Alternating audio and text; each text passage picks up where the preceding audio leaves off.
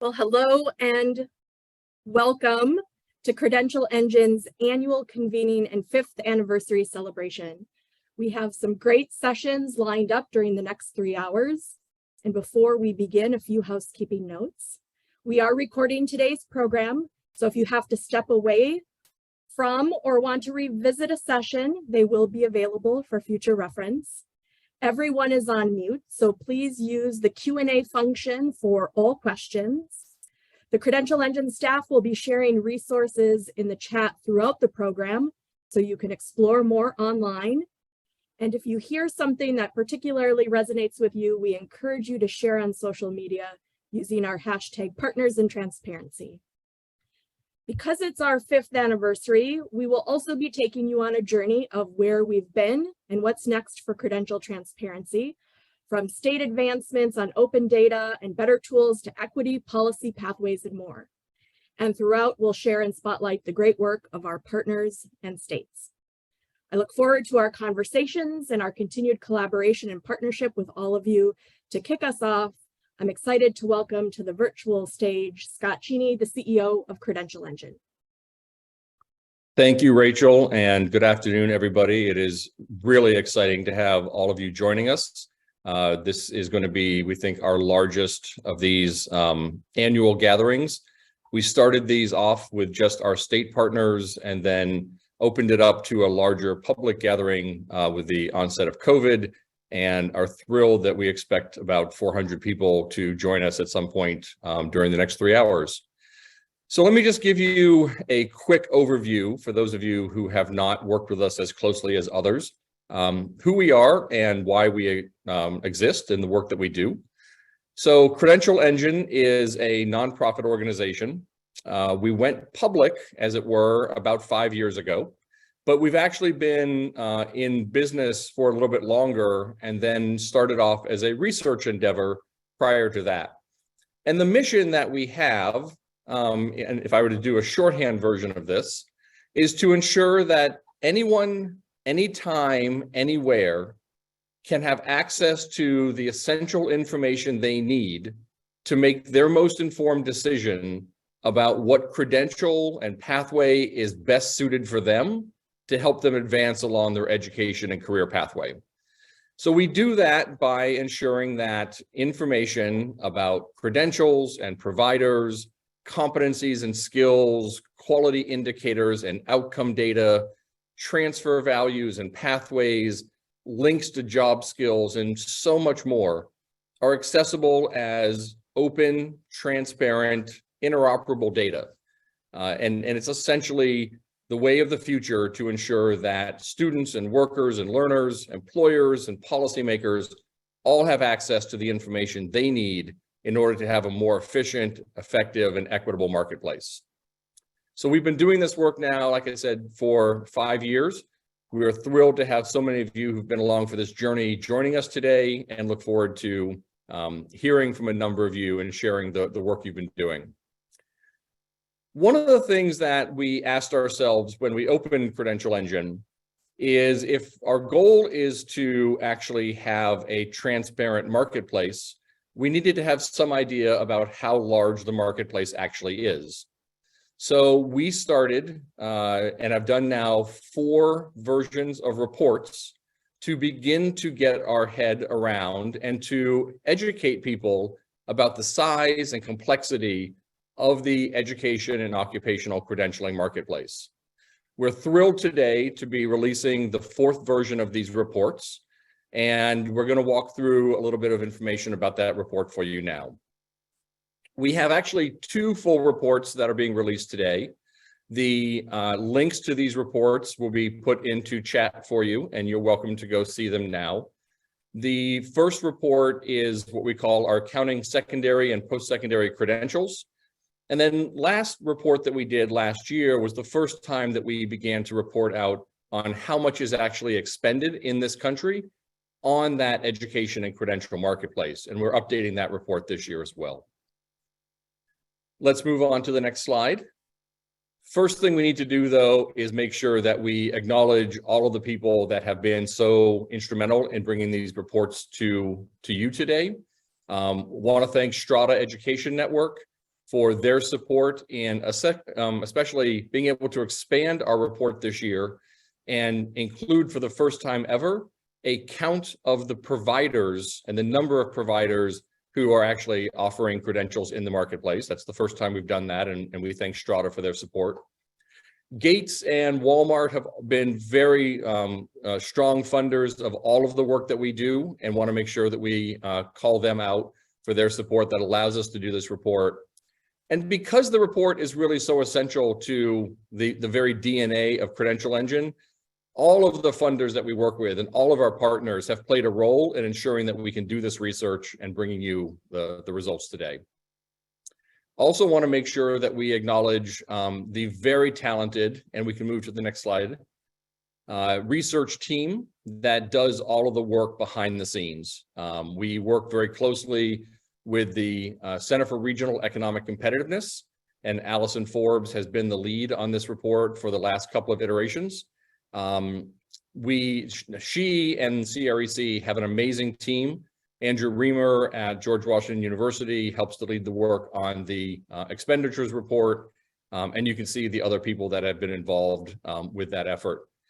Because the report work we do around digital badges is kind of an animal unto itself, we really appreciate the work that One Ed Tech has done with us in order to be able to bring the badge count to this report every year.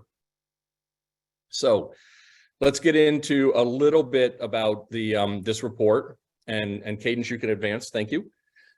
So as I said, when we first started this report, there was no central understanding about the exact size and dimensions of the marketplace. How many credentials are there? How many competencies? How many providers? There was some understanding about how much money was being spent, but we have produced that report and happily come out with about the same number that Georgetown University provides. But ours is really the most holistic understanding of the marketplace as it is. This is our 4th edition of this set of reports. Each version of the report, we've been able to get much more complete with our ability to collect the information about what credentials are offered and to get more precise, especially by being able to deduplicate much more of the information, because so many of these credentials are reported up through multiple data systems across the federal government and elsewhere. The 3rd report, as I mentioned, added our expenditures report and an ability to do some breakdowns by states. And this year, we're adding the count of providers, and we offer some breakdowns by occupation and industry groups as well. So we do believe that the reports are both getting more solid, but also more expansive. So let's get into some of the findings. In 2021, our count of credentials in the United States, and I should say that when Credential Engine defines a credential, we mean everything from a high school diploma through a badge, certificate, license, certification, and degrees of all types and all levels. In 2021, that count was just under 1 million.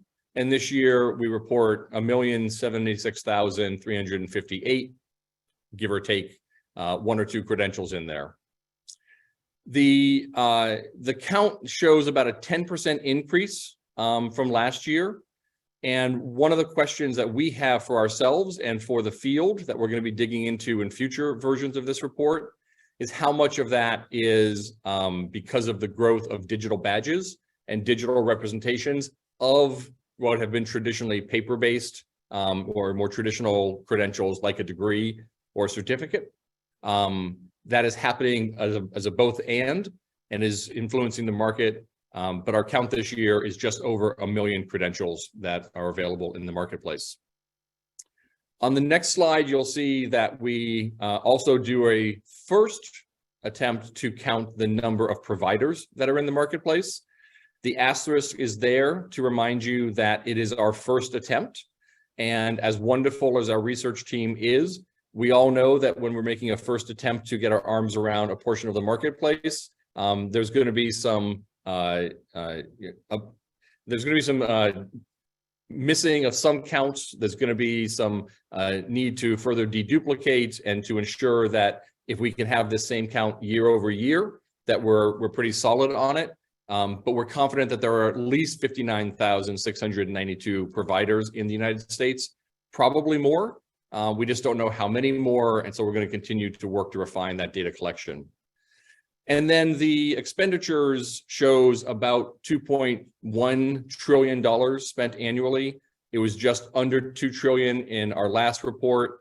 But I think given the amount of money that's being spent through some of the recovery funds with COVID and elsewhere, some of this can be attributed to the influx of new federal spending in this space.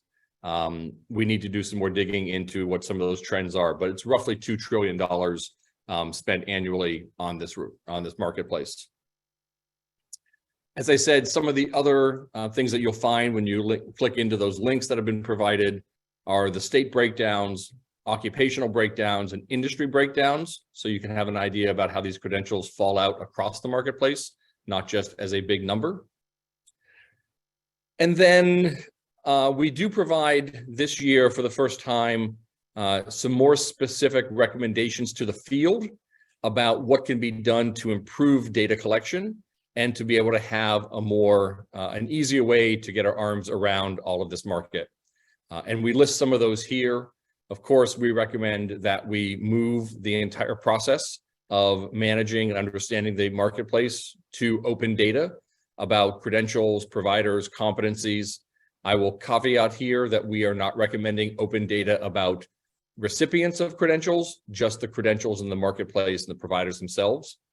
And then we recommend that as part of that, we actually we adopt the use of the common or the unique identifier, the CTID, for all credentials that are in the market.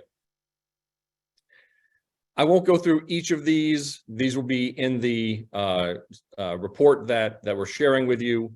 We can just move to the next slide and show that we have a few more recommendations we want to highlight for consideration. There are many more in the report, and I want to thank again the research team as they were going through this entire effort to pull this research together. Really did a great job of identifying where we can improve all of the data collection and reporting and research in this space. If you do have any questions, you can find the reports both through those chat links, but also on our website at credentialengine.org. Now, as we move on in the agenda, it is, I think, very important as we mark our 5th year and both look forward to what is coming up. We also want to take a second and look back and ensure that we pay tribute to some people who have made it possible for us to be here today and to have all of this work be in the field live. One of those people is Dr. Stuart Sutton. And when we're celebrating an anniversary, it means recognizing the many people who've supported Credential Engine and, in short, made it possible. And Dr. Stuart is one of those people. Some of you know Stuart, but many likely aren't familiar with his name. But I can safely say that you know his work because the very core of Credential Engine's work and mission and value, the Credential Transparency Description Language, or CTDL, exists and is widely recognized as the gold standard in the field because of Stuart. Now, I've worked closely with Stuart since we opened our doors, but Jeanne Kitchens, our Chief Technology Services Officer, has known and worked side by side with Stuart from the days when we were just a research initiative. And I'd like to let Jeanne say a few words about Stuart as well. Hello, everyone. I hope Stuart's out there, and thank you, Scott. As you said, I have had the great honor of working with Stuart as a colleague, and more importantly, Stuart has become my great friend. I want to take this opportunity to recognize him and his critical contributions to this body of work, his deft understanding of the power of metadata that can activate the CTDL into living, breathing technologies, empowering people to excel and succeed. Stuart's contributions are globally recognized as a leading expert in metadata and in linked data. His resume includes contributions to several international standards. He's not only been the brains behind the CTDL, but has been an invaluable advisor to the US Chamber of Commerce's work on T3 Innovation Network, JDX, and the ability to allow information to flow smoothly across standards, systems, and the web. Countless students and colleagues have benefited from his deep understanding and ability to work with diverse communities. In a prior life, he was an attorney and worked in the performing arts. His outstanding talent, unique expertise, work ethics, and values are clearly a result of a life well lived. My friend Stuart really is the best teacher and mentor I've known, bringing us all together on a wonderful and enlightening ride. Stuart has decided to retire at the end of the year, and we miss him already. We're incredibly happy for you, Stuart, for your retirement, and wish you many joyful and meaningful years ahead. And Stuart, you should know that all the great work taking place now around the United States, around the world, using linked, open, interoperable data about providers, credentials, their alignment to employers, is in very large part due to your vision, commitment, leadership, and collaboration. And while Stuart will continue as a key advisor on this work, we've agreed to not schedule early morning meetings in the Pacific time zone anymore, so we can let Stuart sleep in and enjoy that much deserved retirement. Thank you, Stuart. Thank you, Stuart. So I mentioned earlier that we have appreciated the long and very generous support of Walmart, and Patti Constantakis is joining us via video to share a few opening words about Walmart's work in this space.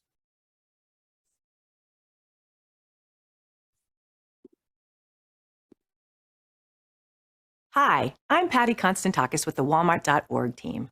I lead our work around economic opportunity in retail and related sectors.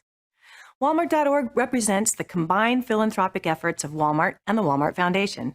We focus on areas where we can do the most good, combining the unique strengths of the business alongside our philanthropy. This approach provides more than just funding and helps our philanthropy deliver greater societal impact. Our goal is to create a societal system that leads to equitable advancement for frontline retail workers and beyond. We believe that philanthropy alone can't solve societal issues and that it takes the collective effort of the public, private, and nonprofit sectors to affect system-wide change. When it comes to skills and credentials, we imagine a world where a collective effort creates a system where frontline workers have the skills, credentials, and ability to navigate their own learning and career paths. Right now, there's so many credentials and providers, but many don't provide the kind of information needed to match skills to jobs. Students and workers are getting lost in all of this and missing real opportunities, and employers and our economy suffer as a result. Jobs go unfilled, and employers continue to struggle to find the right talent. In order to deliver a universal skills-based system to fill the gap between the needs of an employer and the often undisclosed talent of frontline workers, we need to accelerate the development and the adoption of new tools, such as learning and employment records, to better serve all stakeholders. It's crucial that we renew the commitment to open data. Credential Engine has played an essential role in the development and adoption of what is the recognized standard for open, interoperable credential and competency data. In just a few short years, many agencies and providers have moved to using Credential Engine. And as the use of LERs continues to expand across the U.S., we're encouraged by all the clear opportunities for deep and lasting integration of tools and data standards to improve the ability of individuals to manage their own education and career pathways. And while there's a lot more work to be done, the world we imagine for frontline workers and employers across the U.S. is closer to fruition than it's ever been. I want to thank Scott, his team, and the board for their leadership. Thank you for bringing us all together this week so we can share learnings, best practices, and solve challenges together. I wish everyone a great rest of the conference and a very happy holiday season. Thank you, Patti. And again, thank you to Walmart and all of our other funders that have allowed us to do this work. As most of you know, the vast majority of our work to date has centered around partnerships with states. And we're thrilled, and I'm thrilled to bring Rachel Vilsack back in, who is going to highlight some of the work we're doing with 2 states in particular, and I'll let Rachel take it from here. Thanks, Scott. States have made incredible progress over the last 5 years to understand the value of credential transparency and have worked to align data on credentials using a common language. Linked open data are a value and a necessity to how states are putting better tools and services into the hands of learners and workers. This session is going to showcase how 2 states are leveraging the power of CTDL and the registry to make useful information on credentials accessible to their state's residents. We're happy to welcome to the virtual stage Lesley Hirsch, who is the Assistant Commissioner for Research and Information at the New Jersey Department of Labor and Workforce Development.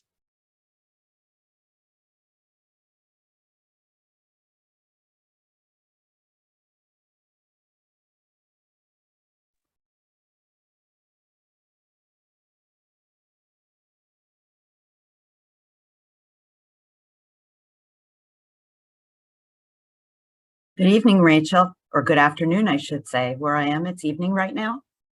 Thank you for having me, and good afternoon to all of our friends and colleagues. Thanks, Lesley. So the work that you're doing in New Jersey has really been focused on modernization, transparency, customer protection, and quality assurance, and worker experience, specifically to address the look, the feel, the flow of how services and information are being provided to workers and learners in New Jersey. Can you tell us about the Training Explorer tool and actually show us what you've developed that leverages the CTDL and the registry? I'd love to, Rachel. I think I need somebody to hand over the screen.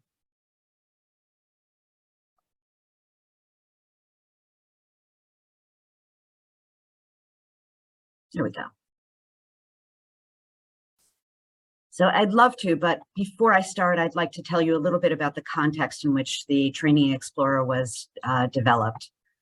I'd like to start out by telling you a little bit about our worker experience group.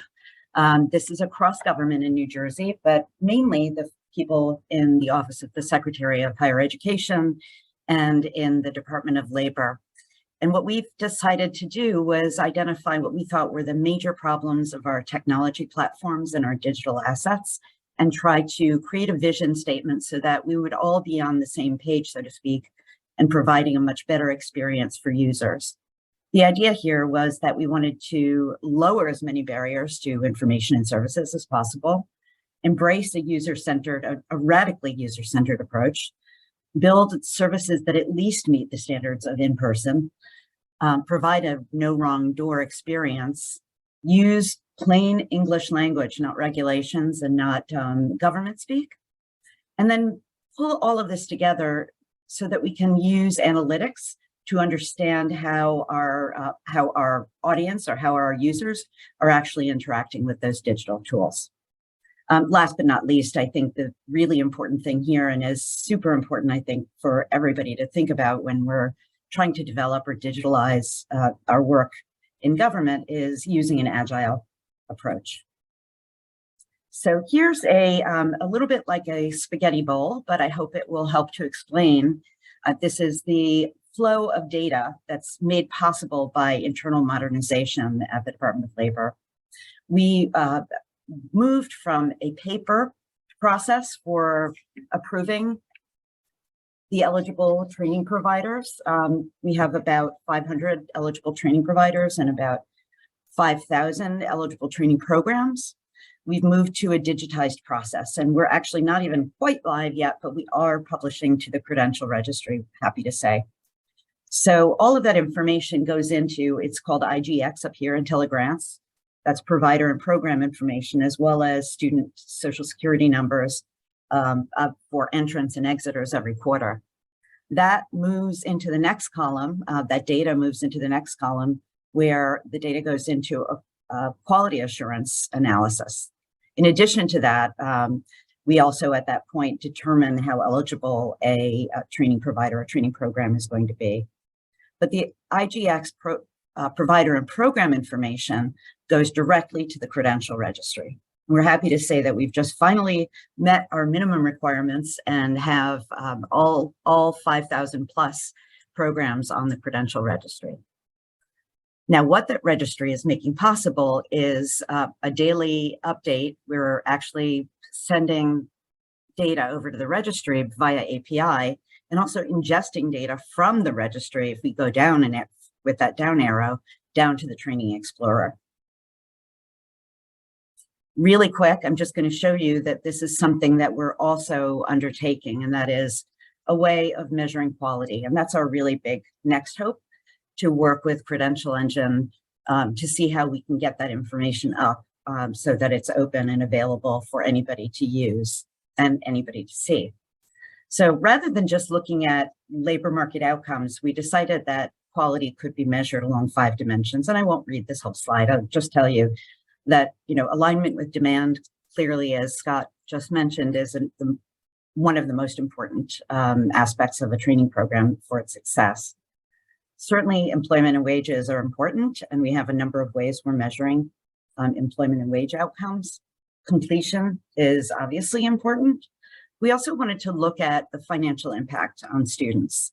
So whether it's on the ETPL whether it's an in-demand occupation or not, some of these programs are serving private pay students. So we want to make sure that their tuition is not grossly out of proportion with the wages they can expect, graduates can expect to make.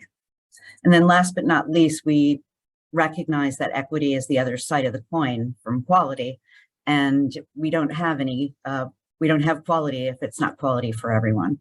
And so we're doing a measure of equity by age group, sex, and disability status, as well as race, ethnicity.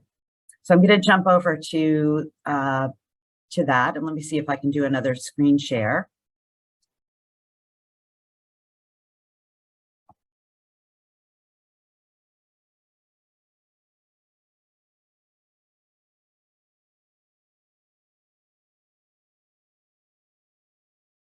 Rachel, can you see the Training Explorer? I can. Awesome. So this is our landing page right now.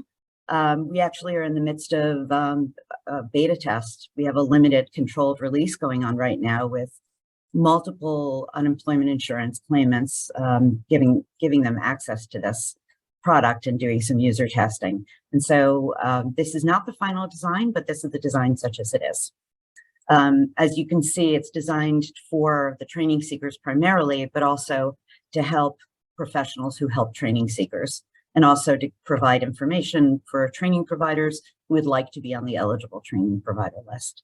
So it's a search engine, and that's what it says right at top. It's front and center. I'm going to go ahead and put in a search for a welding class. And we can see that there are 60 results for welding in New Jersey. They're here with a bunch of sort of the first line of descriptive information, but also some other information on each program, the name, the school, whether it's in demand or not, whether this is an occupation in demand, which welding is, and the employment rate. These are the things that our users told us that they wanted, that were the most important to them. So we have 60 results, but let's say I would like to see whether something is available to me near my hometown, and that's my hometown. I'm going to also move down in the search bar, and I'm going to say I work during the day, and the only way I'm going to be able to do this is if I can take evening classes. And so I'll go ahead and see what happens when I look at the results.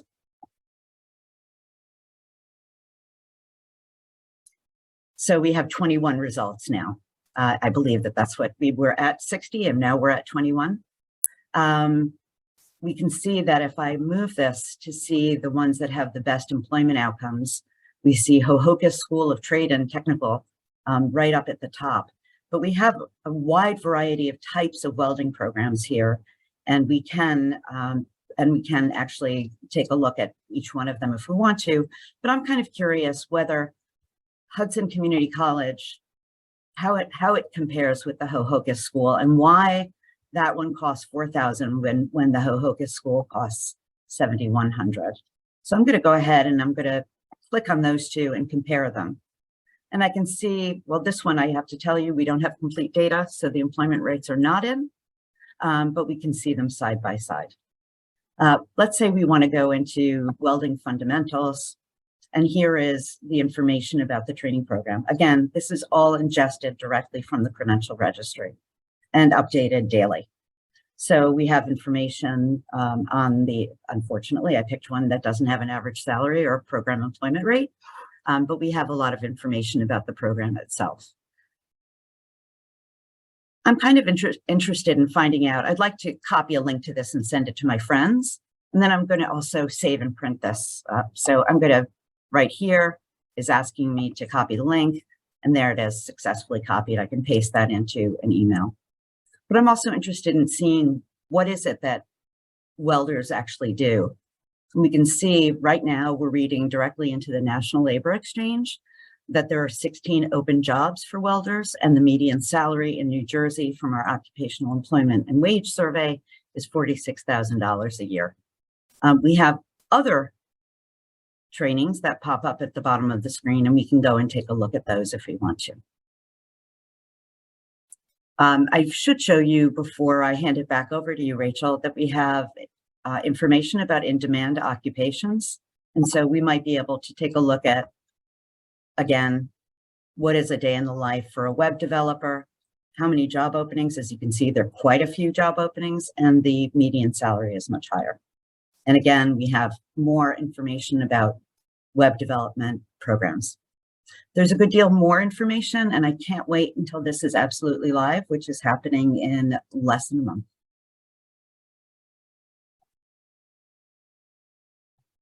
Thanks, Lesley, for that great demo of the Training Explorer tool.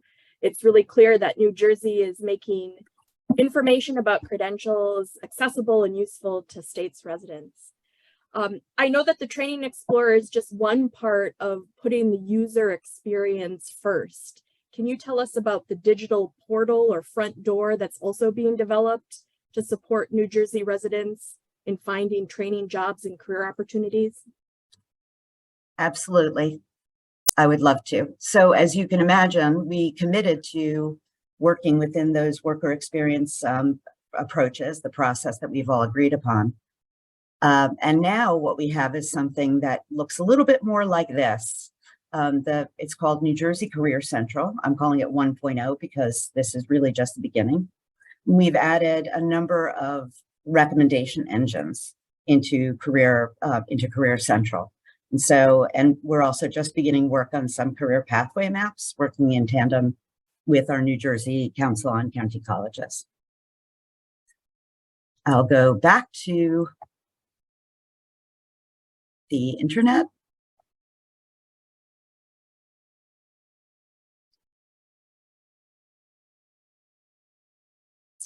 And here we are at New Jersey Career Central. I'm going to sign out, and then I can show you how we sign in. This can be an authenticated or an unauthenticated experience, but the real value comes here when you authenticate. In other words, provide a little bit of information about yourself. So as you can see, we tried to create a very supportive front door for New Jersey residents to see we're here for them. As you can see, we're using some plain English. We also, both of the sites are translated into Spanish. We hope to do additional languages down the road, but we have Spanish and English right now.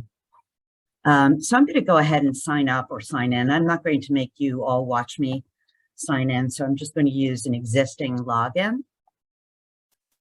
And before I presented today, I decided I was going to portray myself as Lesley Hirsch, medical assistant with an associate degree. And with any luck, my internet will hold up. That's great. Okay. So as you can see, hi, Lesley. Last time you were here, right, you put in medical assistant, and I've been a medical assistant since 2015, and I have an associate degree. I'd like to go ahead and go in and find out what I can do. I'm going to visit the navigator. And as you can see right now, the way this is organized is it's organized for people who are changing careers. I think I will show you that PowerPoint slide again in a moment, because what we're building out at the moment is an opportunity for more people to be able to use this. So for now, we'll look at people who are career changers, And I said I was a career changer, and I wasn't really sure how I wanted to change my career. I just wanted to know if you could tell me what actually uses my skills. And so here are a number of other possible occupations that I could go into: nursing assistant, respiratory therapist, cardiovascular technician.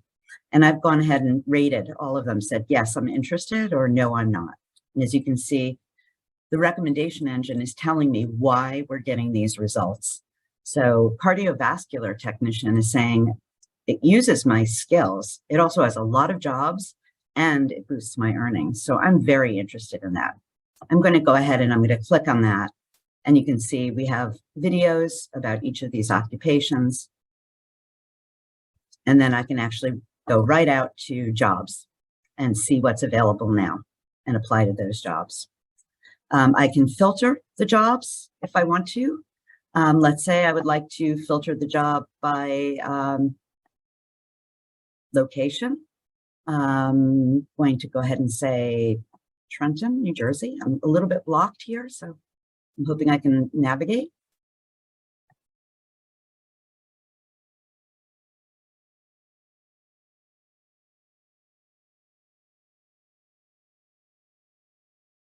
And as it turns out, that's the only job anyway.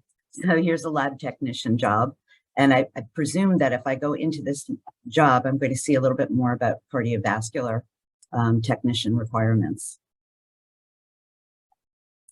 I can also see what training is available for me if I want to become a cardiovascular technician. These are giving me results based on a research data lake that we've assembled at the Department of Labor using a machine learning model that maximizes the ROI.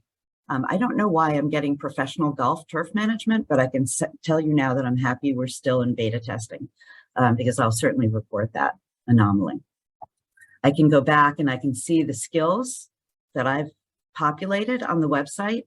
And I've said that I can do phlebotomy. I have expertise in electronic health records, healthcare management, medical billing. And let's say I would like to add something here. Actually, they're telling me that I can add, these are the two most common ones I can add. So I'm going to go ahead and add vital signs. I'm not sure that's going to change my job opportunities, but let's go back and see if that's true. Actually, it just gave me, these are the jobs that are, or the careers that are available. I'm sorry, jobs that are available. I can also go into the ratings area and see where I've rated jobs that were career paths that were interesting to me or not interesting to me. I will go back right now to the PowerPoint because I think I've thoroughly confused everybody, and I don't want to do that.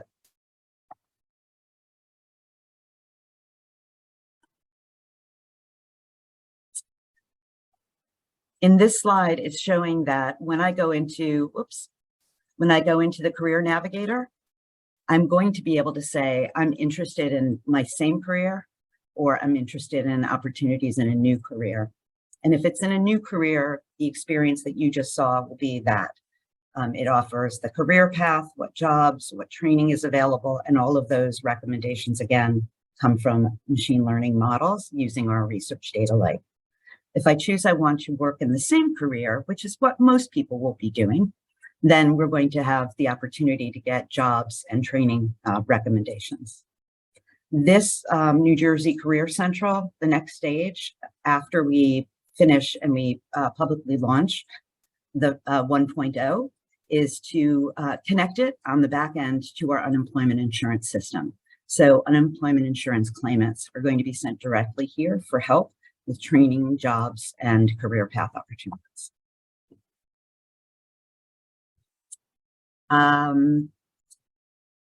I did want to just recognize the partners that we've had here. And as you notice, Rachel, your Credential Engine is right up there. We were funded by Schmidt Futures and Lumina Foundation to begin with, and the state has taken over the funding. And our software and design partners are the three at the bottom. Office of Innovation, that's the Governor's Office of Innovation, Ripple, Research Improving People's Lives, and Fearless. Thanks so much, Rachel, for having me. Thank you, Lesley. We are so happy to see the work that you have been doing and really look forward to seeing the product when it becomes available. And thank you for joining us all the way across the world in Germany today.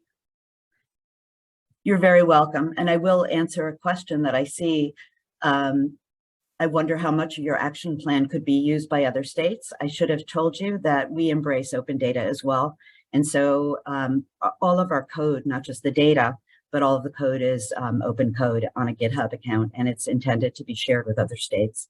So we'd love to talk with other states as soon as we go live. Thank you, Lesley.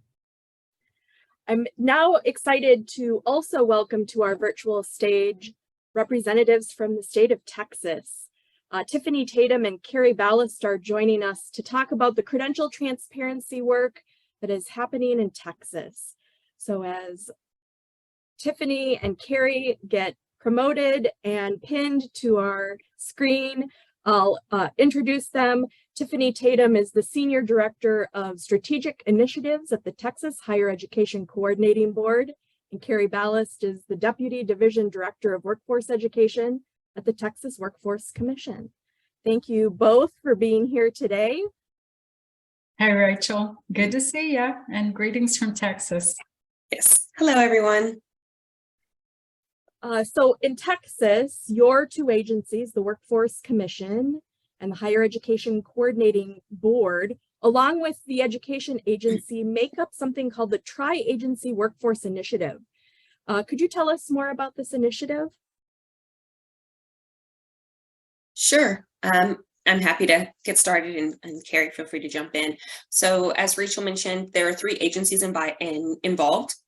Our three agencies are the Texas Workforce Commission, the Texas Higher Education Coordinating Board, and the Texas Education Agency. The Texas Education Agency, just for reference, is our K-12 entity.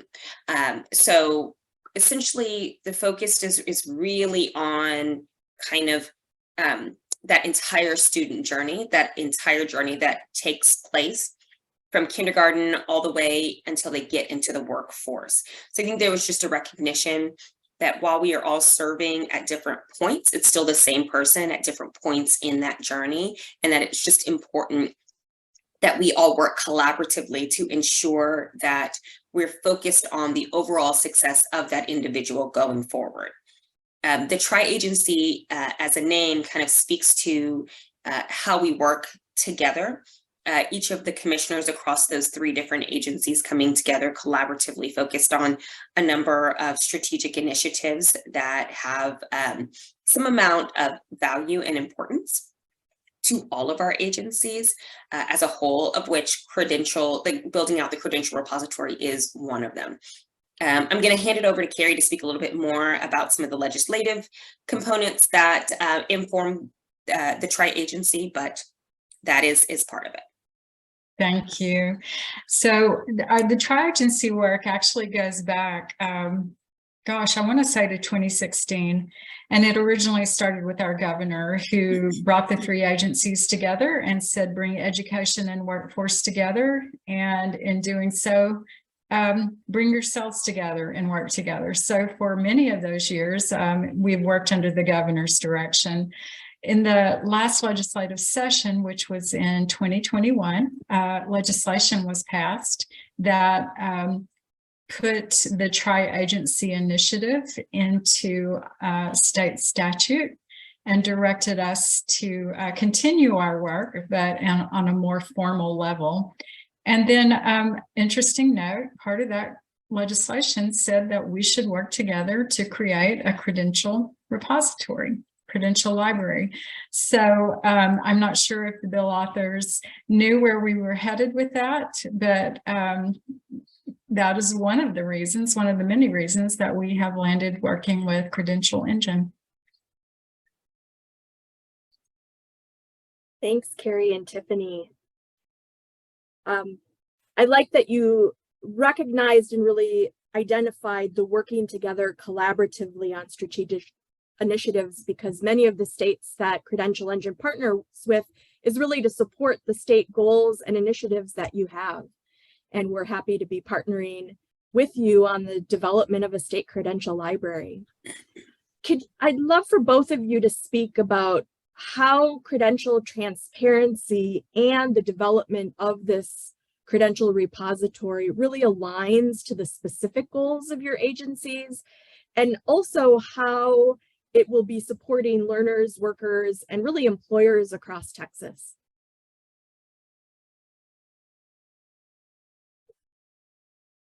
Tiffani, how about I go first? We'll just, Right. Okay. Well, I will tell you this, in the recognition that we see all of these customers at some point being in all of our institutions. We know they all start in K-12.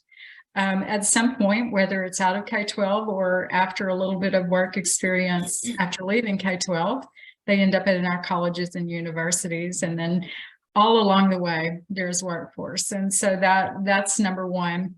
I think one of the reasons we're working towards this and working on this one single goal together is, number one, lessons learned in the pandemic. We're seeing amazing shifts in skills and what those skills can do for individuals as they move from one job to the next, whether that's out of necessity or just interest and pursuit of a new career or a new career pathway.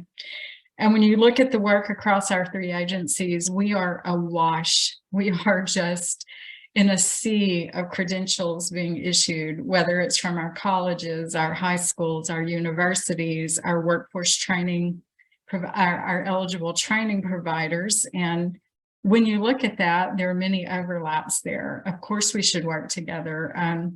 Over half of our, roughly half of our eligible training providers are our colleges. And so we should definitely be working together to bring that, to bring our two worlds together, to understand how we both use the colleges in different ways and what they're doing for us in workforce preparation. I loved watching New Jersey's demonstration. I mean, that's where we're headed to. Once we get our arms around the credentials and what is being made available to Texas, not only in the public space of our agencies, but we also have projects going on where private businesses and privately based industries are starting to add to the credential library too. We want anyone, a parent, an incumbent worker, a high school student, someone who's been laid off, to see the options available to them and to be able to use the library to not only see what's available to them across the state or in their area, but also what would work best for them. As my chairman put it, he said, imagine I have $100 and I have decided to use that $100 to improve my stance economically by looking at what's available in the next career. I need to decide where that $100 is spent best. And that's what we're aiming for. So I would just add for, on the coordinating board, much like Kerry has mentioned, and kind of going back to the presentation from New Jersey, we very much see the need to be able to get the information in the hands of those pursuing, pursuing a way to advance their career, to improve their upward mobility, and credentials really are one way to do it. For the coordinating board, we've recently revamped our strategic plan. In that revamping process, there is a huge emphasis on this idea of credentials of value. I think historically, anytime we think about sort of higher education and kind of that space, the idea is always on this emphasis around bachelorate degrees or, master's degrees and so forth. But there's becoming this understanding that there are other ways and there are alternative pathways to success, either independently or in in coordination with a bachelor's degree, right? Because I think, as we all know, even coming out of a bachelor's program, sometimes you don't necessarily have the skills to immediately go into the workforce. So being armed with both serves a value, as well as just being armed with one independent of itself. Now, as we talk about and think about this idea of credentials of value and our own strategic plan, what we've recognized is that we don't know what we don't know. While we speak about it, we are still very much in the throes of defining what a credential of value actually is and what it means in the state of Texas. As Kerry mentioned, there are so many credentials that are being offered across the state from different people and from different entities. We also recognize that from the employer perspective, there's this need to be able to have some way to legitimize specific credentials and to have some amount of confidence in the credential programs themselves, and that people who complete them are coming out with the appropriate skill set that they need. So there's also sort of that undercurrent in the work that we're doing as we all try across the tri-agencies to get a handle on this on those various credentials, is being able to not only help individuals seeking to pursue a credential, but also to help the employers as they think about how they hire against some of these particular credentials. The other piece that I would just add is, as we think about how we put the information in the hands of people, there's a number of tools that we're also trying to get off the ground as an agency that will help people with that kind of searching functionality and that understanding of what's being offered across their areas. So the credential repository and the work that we're doing now is going to have several sort of reaching impacts within the agency beyond just kind of getting the repository stood up.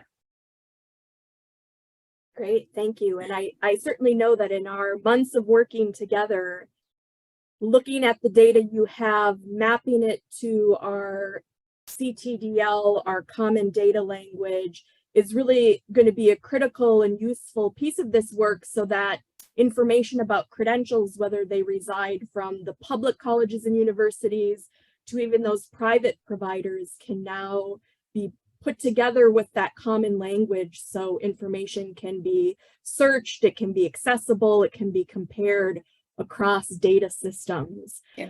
I know as we've worked with the tri-agencies, you've really all identified a need to collect more data on credentials. Can you each speak to some of the unique challenges and hurdles that you faced in this project? And Tiffani, we could start with you. Yep. Real quickly before I jump into it, I can see that it seems like there are questions that are popping up in the chat. I don't know if it's better to answer them as they go, or Rachel, if you want to kind of moderate the questions at the end, or I just want to acknowledge that we see them and we will get to them at some point. Okay. So going back to the question that you just asked around some of the unique challenges and this idea of collecting data on credentials. As I mentioned before, it's this idea of not knowing what we don't know, and recognizing that there's a dearth of credentials out there. But as an agency, we need to get our hands around what's happening within our public institutions specifically. So one of the things that the approach that we took as we thought about how we could understand the landscape and how we could begin the process of data collection was to start with a pilot program of sorts. And the pilot program itself was going to be, we recently wrapped it up, an incentive-based program where we kind of put a call out across our public institutions, asking them to participate in the pilot. The intent of this pilot was to understand what data is already out there across our institutions. We asked a few specific questions, but in a lot of ways left it a little bit open-ended, because again, there were some things we just didn't know specifically to ask for. So the first part of it was asking about data in general. We again left it open and said, basically give us what you have. However, based on what our minimum data policy was that we developed in collaboration with Credential Engine, we shared with them, here's some of the key areas we're looking for, but don't get too bogged down in these specifics. Again, give us what you have. The second part that we asked them for was to help us understand the specific lift that was involved in gathering this data. I think we can all agree that across just sort of the public sphere, everyone is being asked to do so much more with so much less. So as we thought about taking this to scale, we wanted to be able to not only respect what were some of those key sort of challenges, but also really be realistic in terms of what we were asking longer term in terms of the timeline to turn around the information and also the specifics around what we were asking them to provide us. The last part of our specific ask was speaking to the challenges, right? What were some of the roadblocks that they faced in trying to get the data to us? And we asked them point blank, please also let us know if we're part of that roadblock as an agency, because we recognize, again, that there are certain other things that we may be asking of them that could feel a little bit contradictory to what we were asking now and could sort of bottleneck their approach to getting that information from them. So we were really excited about what we might get back. And I will say, while we're still sort of combing through some of the data of what we've received, we've been pretty excited about just sort of the dearth of information they've been able to provide us and just their transparency on those latter two questions for that. Now, one thing that did come out of that was even the schools themselves saying, look, we didn't even realize that there were that many credentials being offered across some of our areas. So we're learning that this is very much going to be a learning process that is going to have to be done in collaboration with our institutions and with other agencies to ensure that we're able to take this ultimately to scale and collect some of this information. I would say just the last thing I would add is, a lot of times sort of legislative pieces will inform what some of our future asks are. So we'll be looking towards this legislative session to understand what are going to be some of those impacts. We fully expect there to be some on our community colleges. So thinking about how we can leverage what comes out of that to help kind of further incentivize some of the asks that we have of the institutions, but then also just thinking longer term, how do we wrap it into some of our existing collection processes so it doesn't feel like it's a disjointed approach, and it doesn't feel like we're asking them to do something more than once in different formats as well.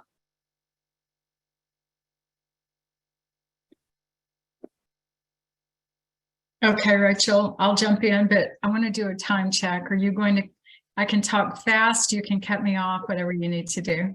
Okay. We have about 5 minutes. So if you want to give us a little perspective from the Workforce Commission, and then I'll follow up with one final question for you. Okay. Well, I would say that what I have learned from all of this is I feel like right now we're in the midst of quantity. It's like the first year is all about quantity. I'm looking forward to what's ahead when we start talking about quality. And just as one of our attendees pointed out, yes, not necessarily the credential itself, but the pathways that individuals are following us. We're a huge, our state supports registered apprenticeships just at an amazing pace. And we're seeing registered apprenticeships spring up very quickly in Texas. We are always tracking how much of that work articulated into a certificate at a college or a degree or an advanced degree. And so these are things that we're wanting to know. And then again, just to go back to that idea, was there anything along the way that made the difference? Was there just that one other thing that elevated salary or made someone more employable in another industry? And so like my mantra right now is we're working on the quantity, and we're headed for the quality of it. Great, thank you, Kerry. Mm-hmm. As we've worked with the tri-agencies, we really have been mapping a lot of your cross-agency data using the CTDL. Obviously that information is going to be published to the registry. And that's really just one step in how information on training opportunities, whether they be credentials, whether they're apprenticeships, will really be shared with Texas residents. I know that some of your use cases also really speak to pathways. And Kerry, you just spoke about, you know, the steps that an individual might take and to get to their education and employment goals.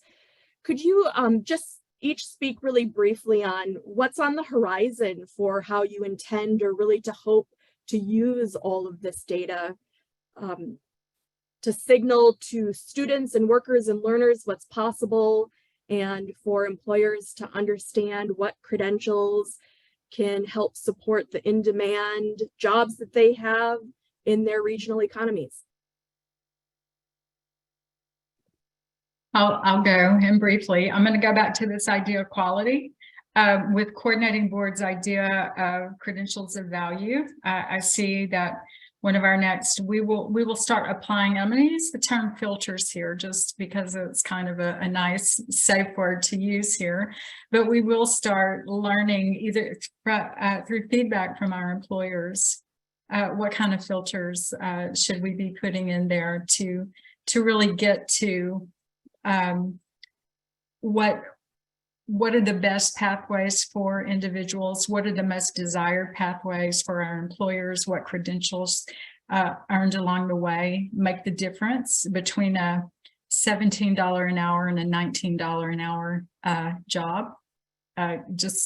Just things like that. So we see that coming. I'd also say big picture, we want to get down to the individual level. Again, we're looking big picture right now, but we truly do want to begin to consider the individual, where he or she started, where they're headed, and what made the difference along the way, as far as the schools they attended, the training they attended, the credentials earned, and if it really in the long run was what the employer was looking for.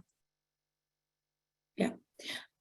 So I would say there are probably two big things that are top of mind for us as we think about this data. So the first one touched on a little bit before, but around creating tools that are that are public facing, that provide access to information and help improve the ability of the individual to make choices and make decisions about how they proceed in their and how that impacts their career trajectory.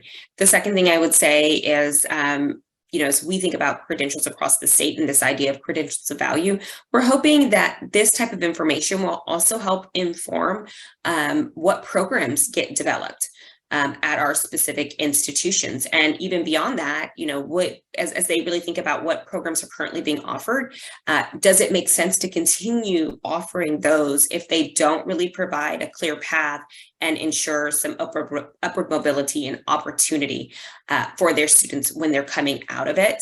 I would say maybe lastly too, I said two things, but maybe three. Maybe lastly too is this idea about how we partner with our employers, both local as well as at a national kind of level. I will say I know that UT system in particular is working quite closely with Google, with the Grow with Google program and their Google certificate program as just another layer of offerings. And that's really based on demand. So getting the information in the hands of all those decision makers to help them make choices that improve opportunities for all Texans. Well, a warm thank you to you, Kerry, and to you, Tiffani. We really look forward to our continued partnership with the Texas Tri-Agencies in helping you develop this Texas repository. Thank you so much. Our pleasure, and happy anniversary, Credential Engine. We'll see you soon, Rachel. Thank you. Absolutely. Thank you. Congratulations. Bye-bye. And as we close out our conversations and spotlights on states, I just want to let you know that New Jersey and Texas represent just 2 of the 29 states and regions who Credential Engine is proud to support in their credential transparency work. Next slide. State leaders are in a really unique position to prioritize credential transparency and align it to the ongoing efforts to meet current and workforce needs, state post-secondary attainment goals, equity goals, and to describe credentials of value, all initiatives that you've heard our panelists speak about today. Next slide. Credential Engine actually created a roadmap and action guide to chart the path forward to credential transparency within states. To do so effectively, states need to create systems where credentials are easily accessible, where they're comparable and connected to other critical education and workforce data to make sure that we're creating pathways from education and training that lead to careers and advancement. Finally, important information on credentials must be communicated so that they serve everyone. Transparency is about placing data and opportunity into the hands of stakeholders so they can use this information to take action. Next slide. The roadmap actually consists of 6 main categories that can help move states from awareness to enduring action. This summer, we asked all of our state partners across the country to rate their progress around these steps using a 3-point rating system. A score of 1 represents that work is just starting, a score of 2 means that efforts are underway, and a score of 3 is reflective of established practices within a state. Starting with understanding the value, this work is obviously underway. The mission and value of credential transparency is highly aligned to state strategic plans, goals, and related initiatives. For states and prospective partners joining us for the first time today, you are beginning your journey along the roadmap. States recognize the importance of clear and coordinated communication to provide credentials and pathway information to all stakeholders. And states really celebrated the work that they have been doing to make rich data available, such as data on costs, financial aid, accreditation, and other outcomes data on employment, occupations, and wages to really support the use cases identified in this work. And as we have heard, credential transparency shouldn't happen in a silo. States have made strong progress and see clear alignment in linking their credential transparency efforts to other higher education, access, affordability, quality, and equity goals. Once states make the case and the connection to existing state goals, the next step on the roadmap is to inventory their credentials and publish using the CTDL. Work is very much underway as states publish credentials using CTDL. However, some states pointed out that more work could be done on making competencies available as linked open data. And the roadmap reminds us that we cannot stop there. For meaningful credential transparency, we also have to turn data into actionable information that allows for real-time data exploration and understanding of pathways.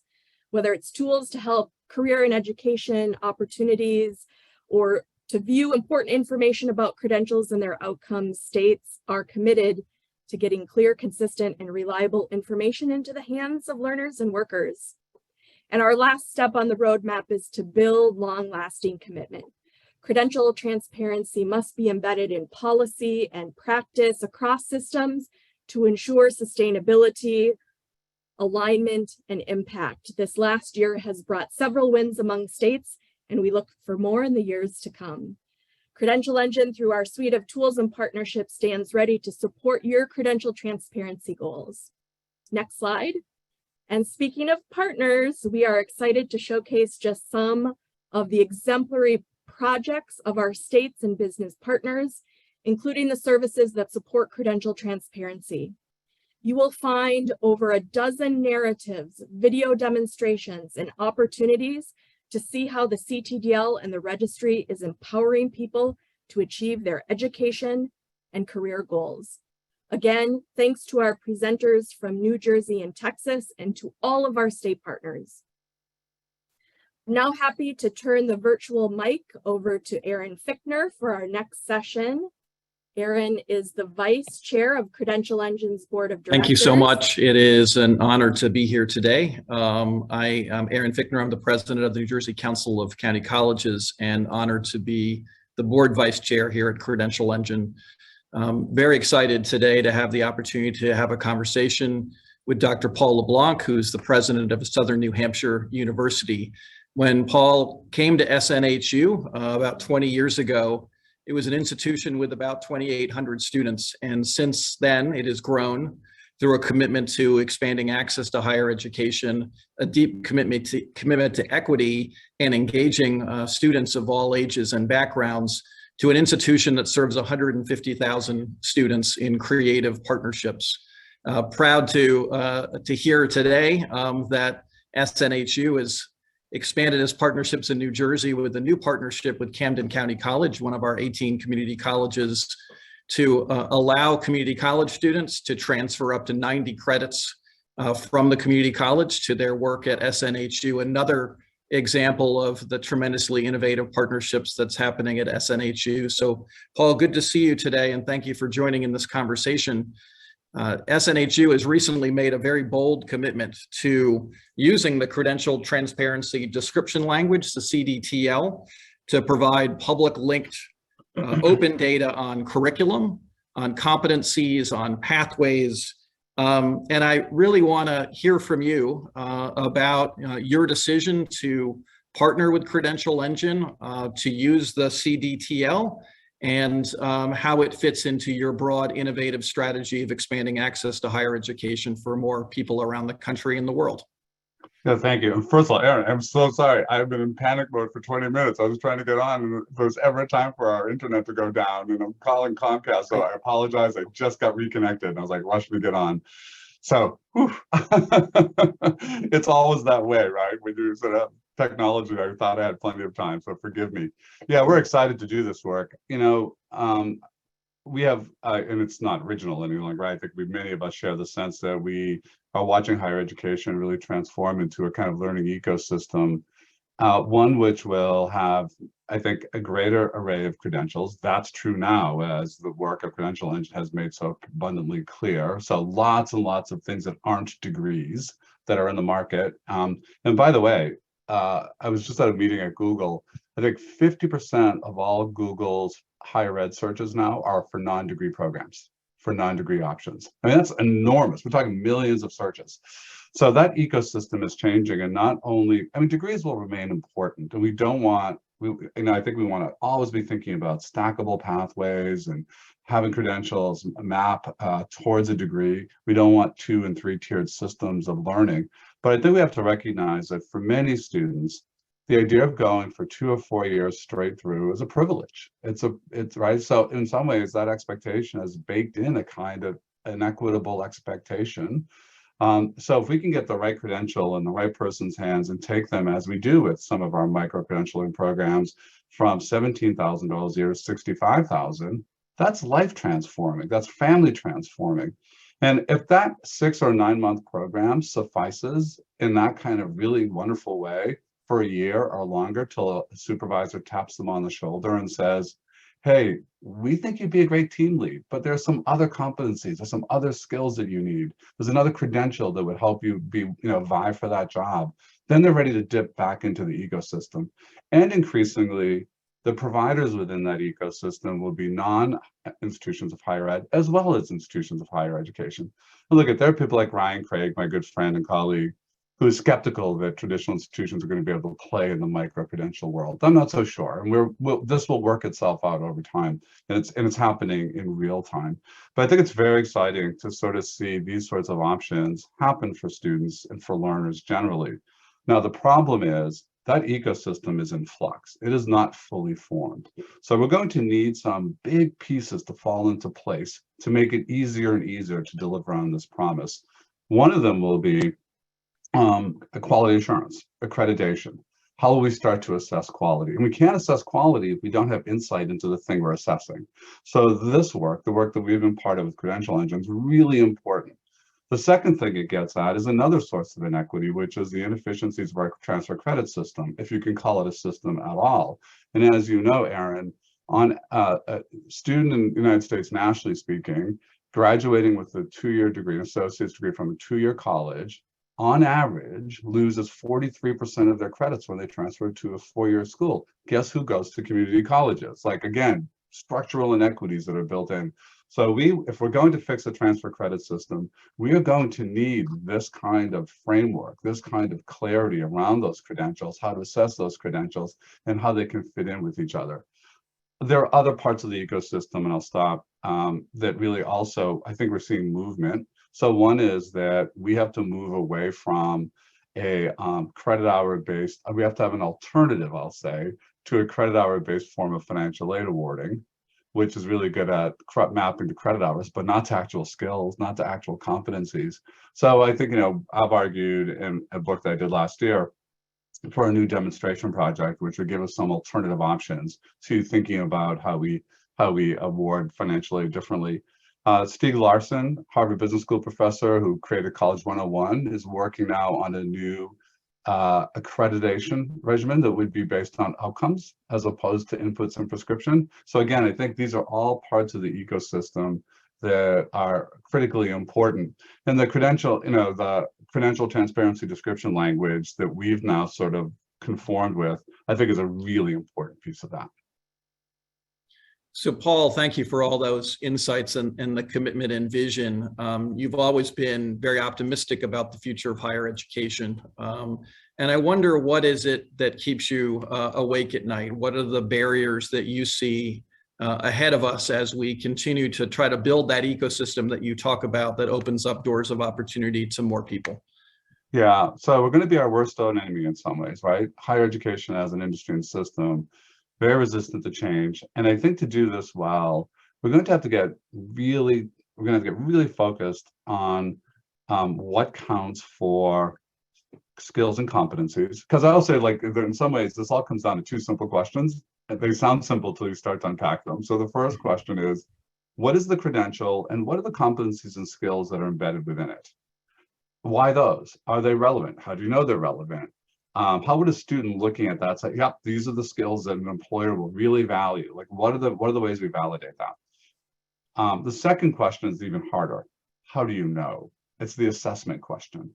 And higher education doesn't have a good track record on this. And we also don't like to be held accountable.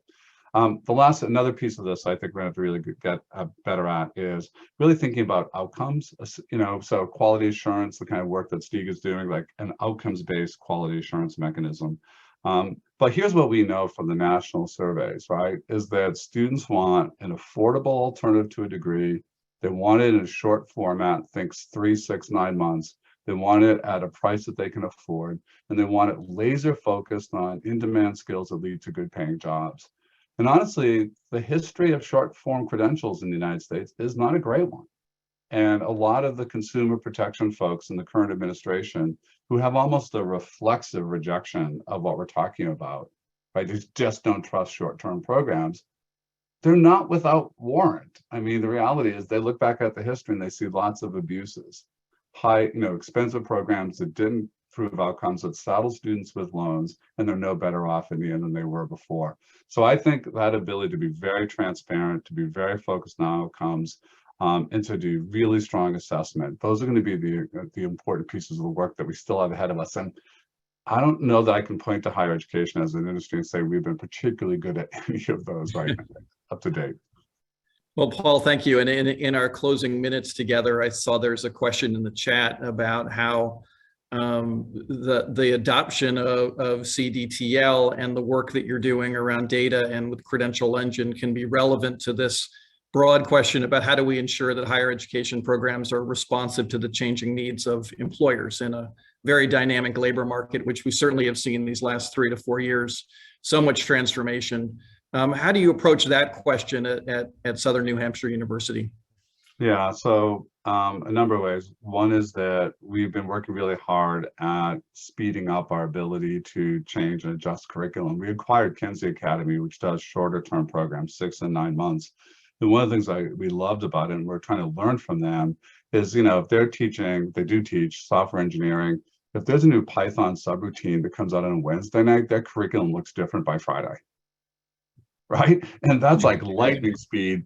And I won't name the school, but the sort of infamous lore about a great liberal arts college, a highly selective one that spent 10 years talking about a revision of their gen ed program. And then at the end of 10 years said, you know what, we're never going to get this done. Let's just stop talking. And they just stay with what they're at, right? So that's kind of the extreme counterexample. So I think, really thinking about our internal processes, using data, right? So looking at workforce data in a very fine-grained way to map against your curriculum. And when you go to competencies, so we now build all new programs over an underlying architecture of competencies. But when you ask that question, why these competencies, it forces you to take a look at jobs, work, employer needs, et cetera. And then, we do a lot of work with Guild, for example, and Guild as a sort of intermediary with employers. And we're the largest education partner right now for Walmart, for Amazon. They give us good feedback in real time. They help us zero in on what their needs are. And those needs are changing. And we are just, again, we being an industry, we're not fleet-footed in our ability to respond to those changes. And Paul, the use of the CTTL gives you the ability to create that framework for discussing competencies and credentials in a new way, correct? Absolutely critical framework. Also helps us take a look at and assess competencies and skills that learners already have, right? So we're very devoted to the next generation of PLA. Really helps us think about how do we make sure students are not losing credits for the work that they've done elsewhere. So efficiencies within the transfer credit system. It is one of the critical foundational pieces of getting this right going forward.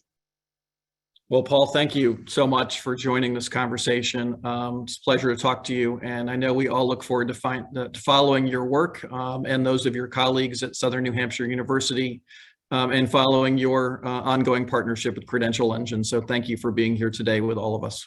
Thank you for having me, Aaron. And again, I apologize for running so late. I caught my breath, but it's good to be with you all. We're glad to have you in your busy schedule. Thank you, Paul. No, I see lots of good friends in the participant list, and it's great to see these names. To be so many people on this call doing amazingly good work that we admire greatly.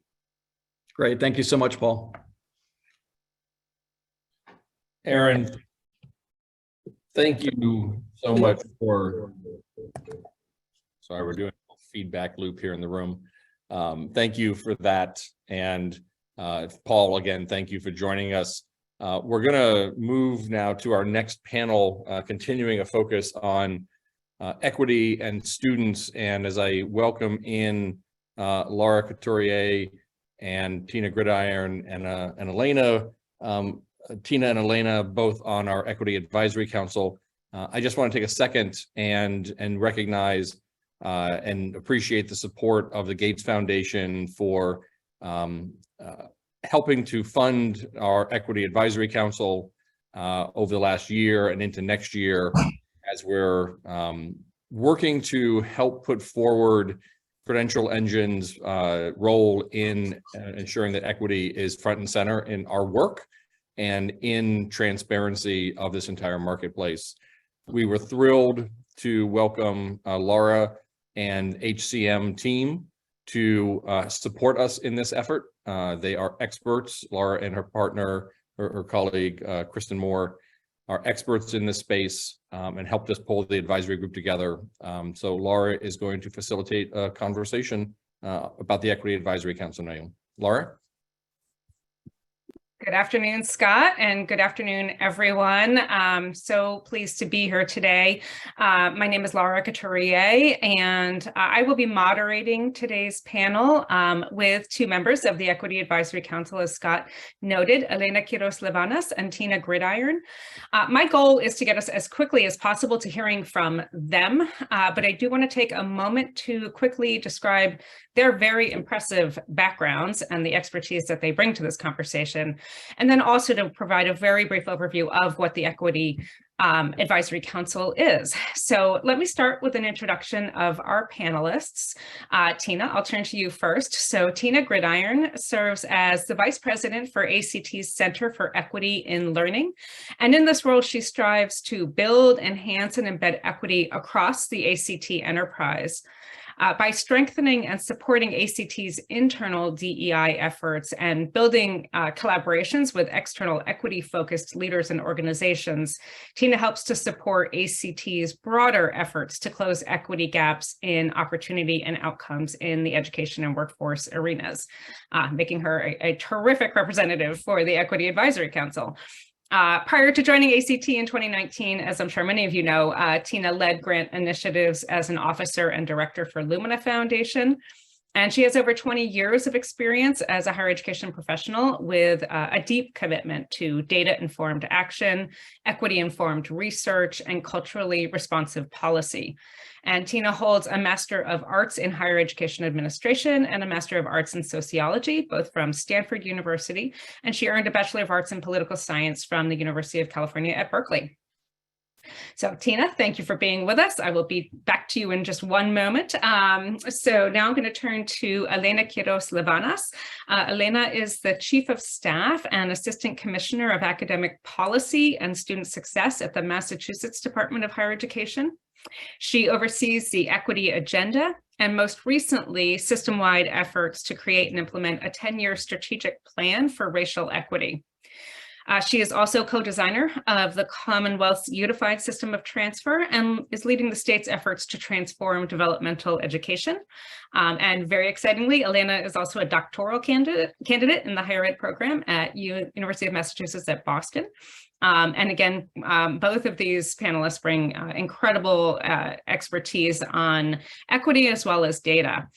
So let me just take a quick moment before I start posing questions to them, to describe the Equity Advisory Council. So in 2022, Credential Engine launched the council to advance understanding and action about equitable pathways, transfer, and recognition of learning. The council's goals are threefold. They are to identify the data elements that help to describe how learning opportunities are intentionally designed for equity, the data elements that are aligned to learner outcomes that demonstrate equity is being achieved, and then a set of principles or guidelines for the appropriate and effective use of these data to encourage providers in the space to be both collecting, analyzing, and publishing these critical data elements that will be identified by the Equity Advisory Council. And the Equity Council is a broad coalition of 16 equity-focused stakeholders who represent organizations in spaces such as institutions, state systems, employers and workforce, K through 12, and nonprofit and advocacy organizations. So that's just some background. And now that you all have heard what the Equity Advisory Council is, I'm going to ask our panelists to come off of mute and tell you all, why did they agree to participate in this council? And what are some of your hopes in being part of the council? And I see Tina's off mute already, so I'll turn to her first. So thank you, Laura. It's great to be a part of this conversation today and to celebrate 5 years for Credential Engine. When I was invited to serve as part of the Equity Advisory Council, of course, I was honored to be invited with so many great leaders across the spectrum that are leaning in on issues of equity and issues of success for learners from all backgrounds, learners who are experiencing financial challenges. So it was an honor to be invited. But as many of you know, ACT has a significant track record as an organization engaged in the WorkKeys National Career Readiness Certificate and as a credential for individuals and job seekers that desire to verify their foundational workplace skills and to engage with employers with a credential that is adding value. I felt it was a great opportunity for ACT to be in the conversation with other leaders that are thinking with an equity first agenda, that are thinking with an equity focused agenda as we explore what some have called the wild, wild west of the credentialing space. So from a professional standpoint, it was a great opportunity for ACT to lean in and explore how we might be a part of the conversation. It was a great way for me to consider that as the the Equity Council provides or develops recommendations that the field will wrestle with, that the 500 work-ready communities that are part of the ACT network that are taking advantage of the National Career Readiness Certificate, that our 500 work-ready communities will be able to access and be improved by and enhanced by the recommendations coming from the council. So why did I join this or agree to say yes to be a part of this? Is because, of course, I have respect for the Credential Engine and the great work of the organization, knowing from its early days through Lumina's investment in the Credential Engine, I have great respect for the leadership in Credential Engine. Two, that it was a great opportunity for ACT to learn from leaders who are wrestling with an equity first, equity focus, equity mindset in their work. Three, that it was an opportunity to not only have conversations, but then to put those conversations and recommendations into action through our Work Ready Communities program of 500 communities, some 28,000 employers that are looking to ACT for valuable information that will improve their work.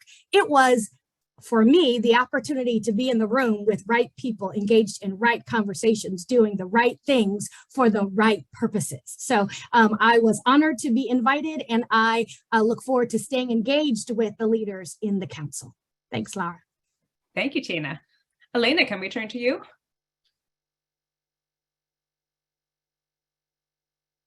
I hope so. When I had this, everyone, it's great to be here. I don't know, we're 2.5 years into a global pandemic, and Lara unfortunately knows this. Like, every time I come into our state office, for some reason, there is just not enough bandwidth. So for those of you watching at home, my sincere apologies. Tina is one of the reasons why I joined the group, right? And so, like, I think, Tina, you kind of spoke exactly about the kind of vibe, if you will. That's a technical term that we've created, I think, nationally in the space with folks who are interested in this equity first agenda. And so having an opportunity to bring folks from so many different industries together. I work at a state office, and we have philanthropy, industry, and different higher ed adjacent folks who are policymakers, and folks who are working at the institution, all coming together to talk about this really important space. And the learning has been absolutely incredible.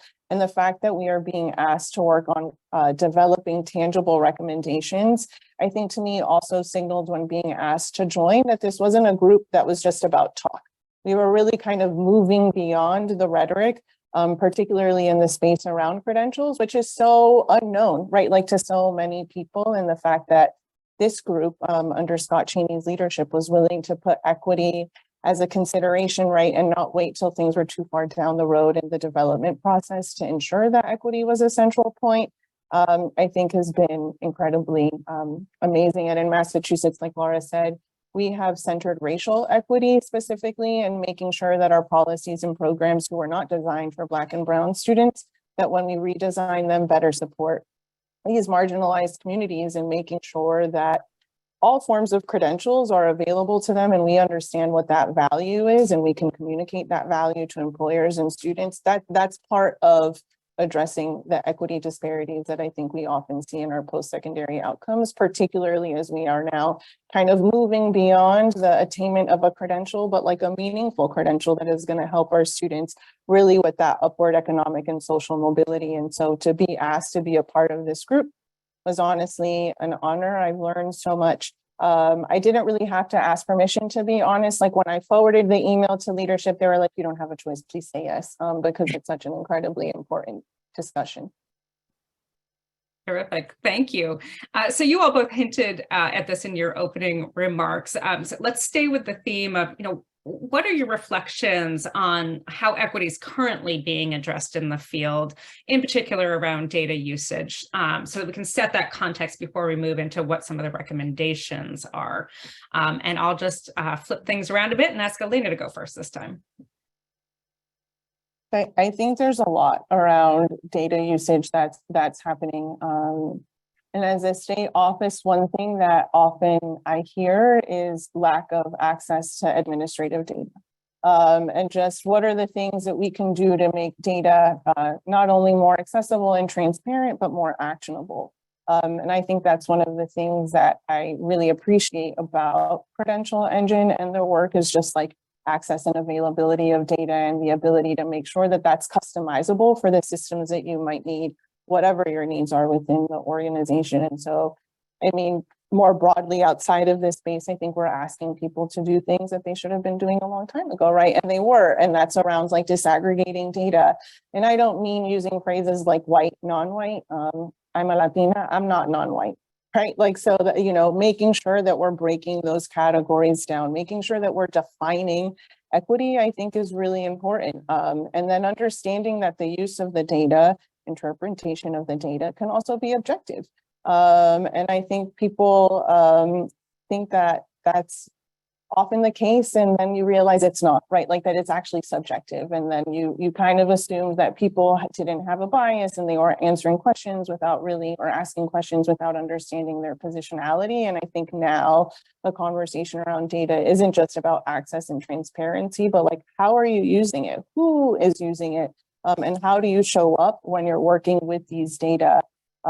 Especially if we're trying to address equity gaps and address racial disparities. So you can obviously use it to make the case, but you need to use data also to continue to monitor progress. And the last thing I'll say is data holds all of us accountable.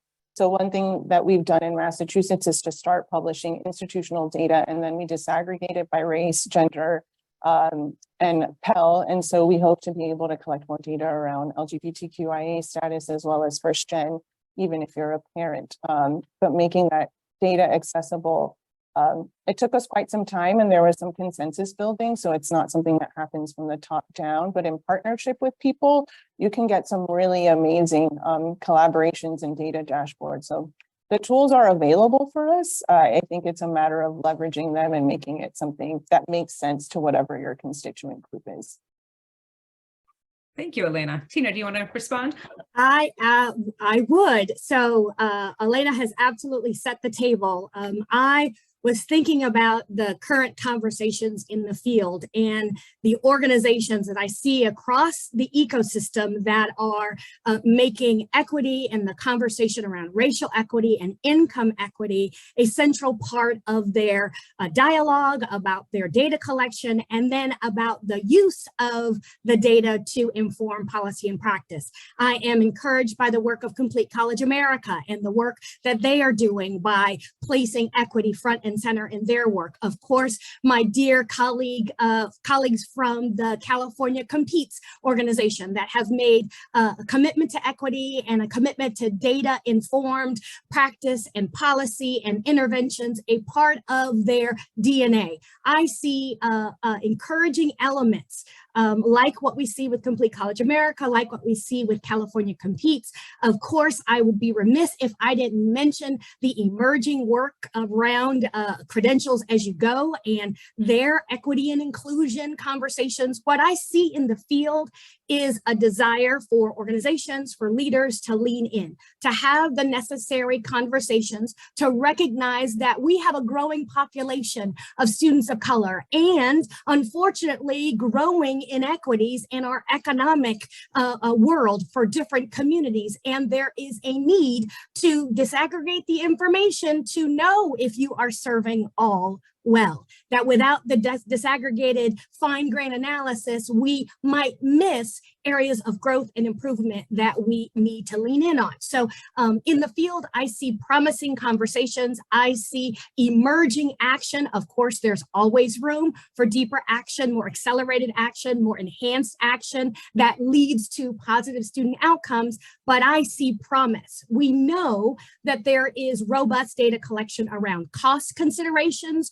for learners and individuals who are engaged in the credential ecosystem. We know that financial assistance information is readily available for students or for learners that are in the ecosystem. And we know that there is a concerted effort for providers to be clear about the completion results for individuals engaged in the credentialing programs that are out there. Kudos to those among the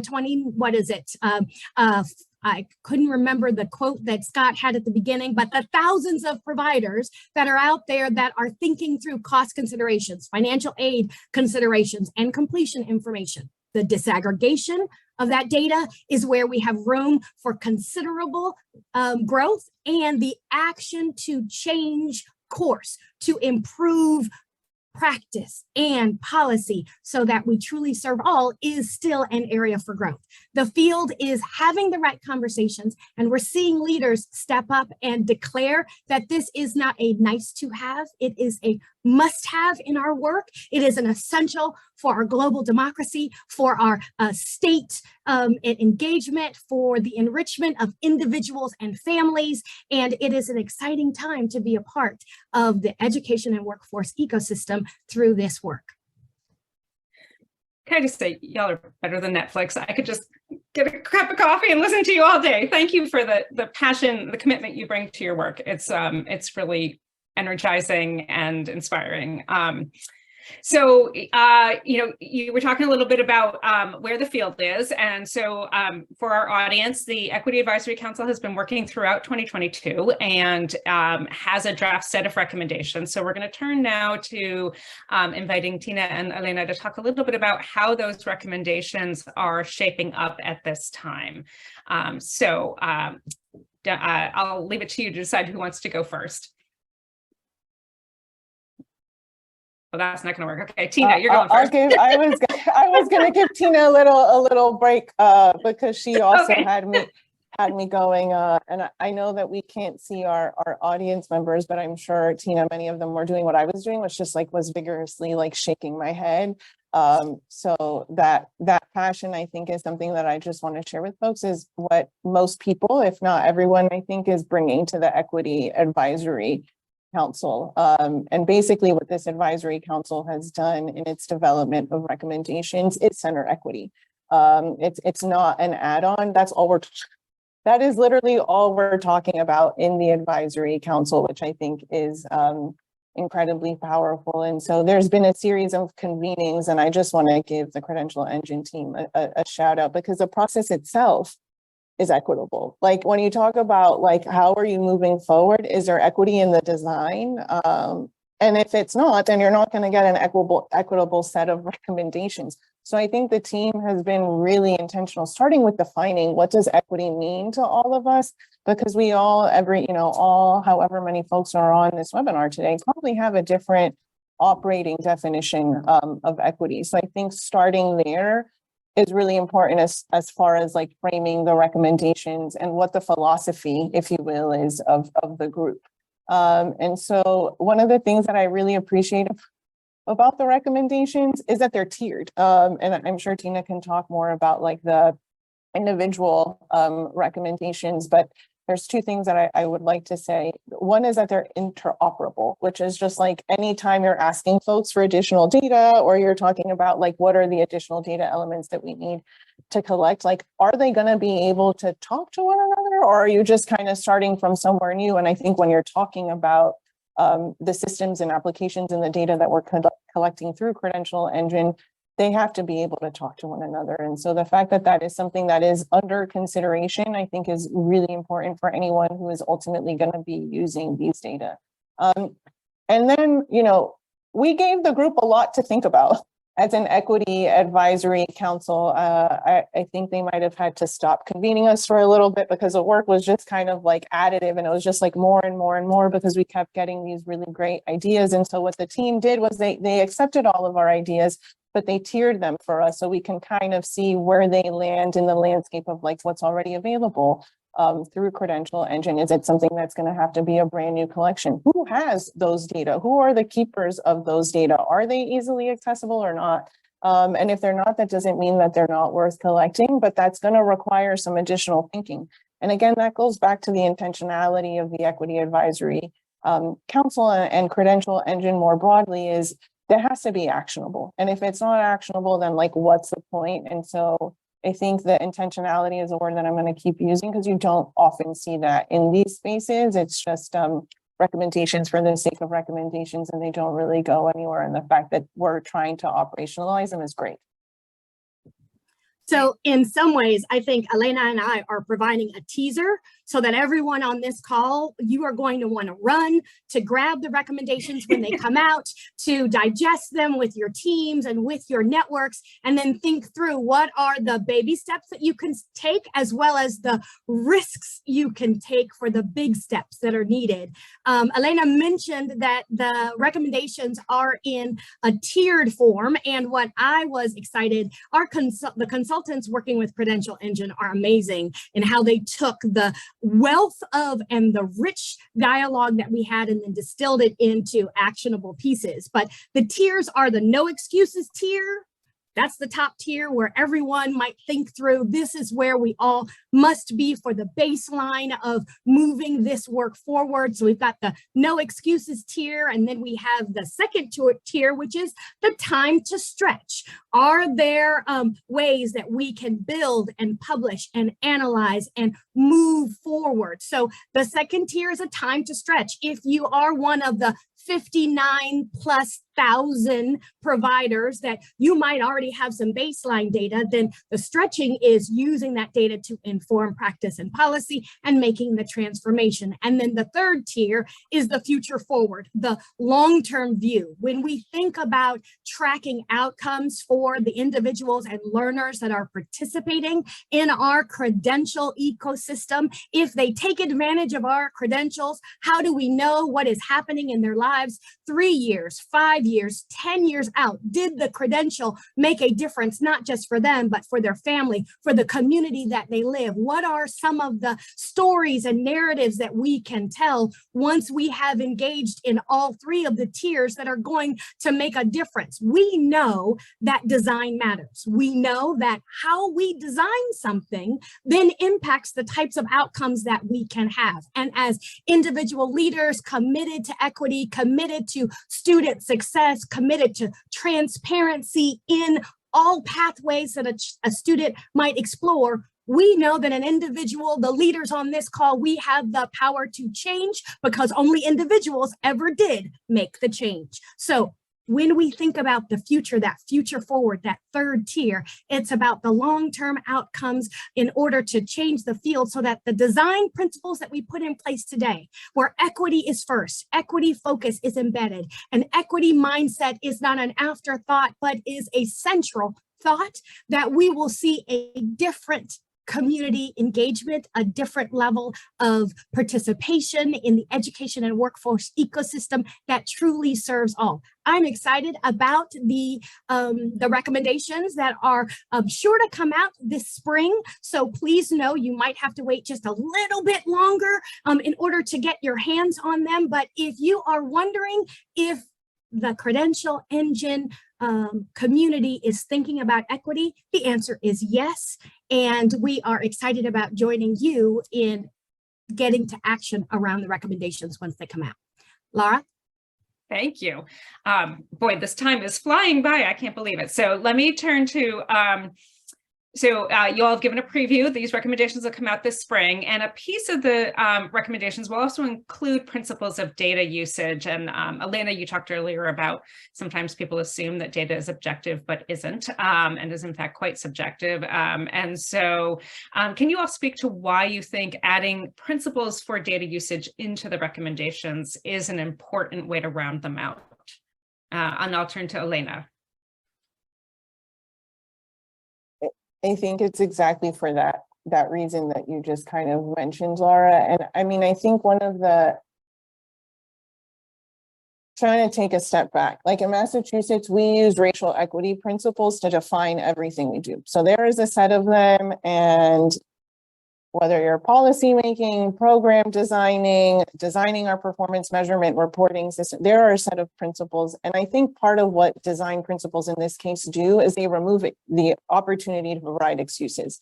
Like one thing that people do all the time is like, I can't do it. I don't have the resources. I actually don't really know what this thing is, or like there's nobody here who knows how to use these data in that kind of way. Or I don't have an equity-minded data person. Like my data person is over here, but my chief equity officer is over here, and they're never talking to one another.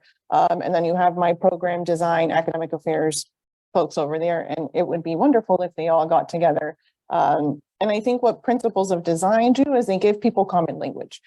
So folks that might be siloed and not working together, the fact that they might then have common language through these design principles that are equity minded, I couldn't wait. I mean, I can't wait. Like, this is one of the things, and folks are right, like Tina's enthusiasm is like, I'm going to bring her to Massachusetts, because one thing that we have available through Credential Engine is state partnerships, right?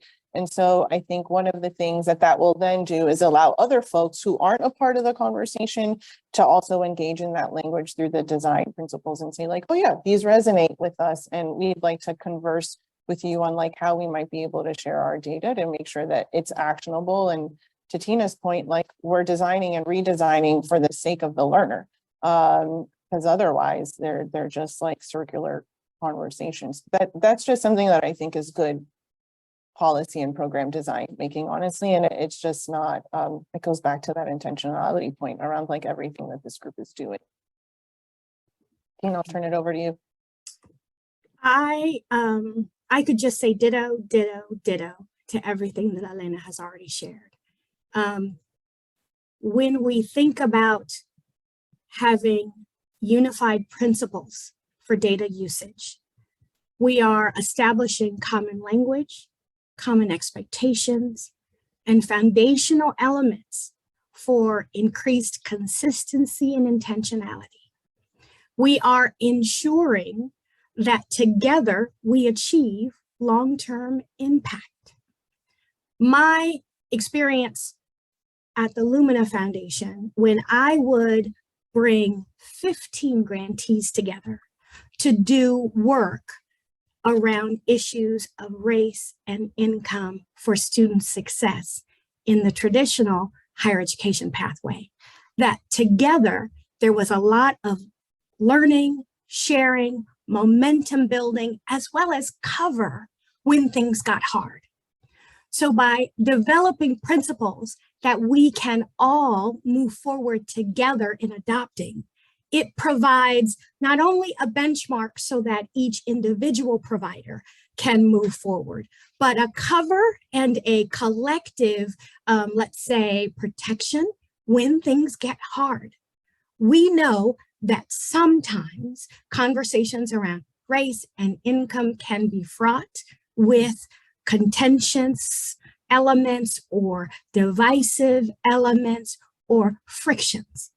And so by having this document, this recommendation set, by having a community of leaders that are ready to join together to follow the principles, to engage in the hard work together, we have the greater possibility of staying the course. What we don't need, what the learners in our systems don't need, is a start and stop approach. We need continuous movement, continuous courage and strength, fortitude to stay the course. And the principles, the common language, common expectation, the foundational elements, the increased consistency, allow for the greater possibility of long-term impact. And at the end of the day, we want to know that students and learners are served well by the ecosystem that we build. And the principles help to get us there. Can I add two things, like just that, you know, Tina's got me, Tina always has me thinking.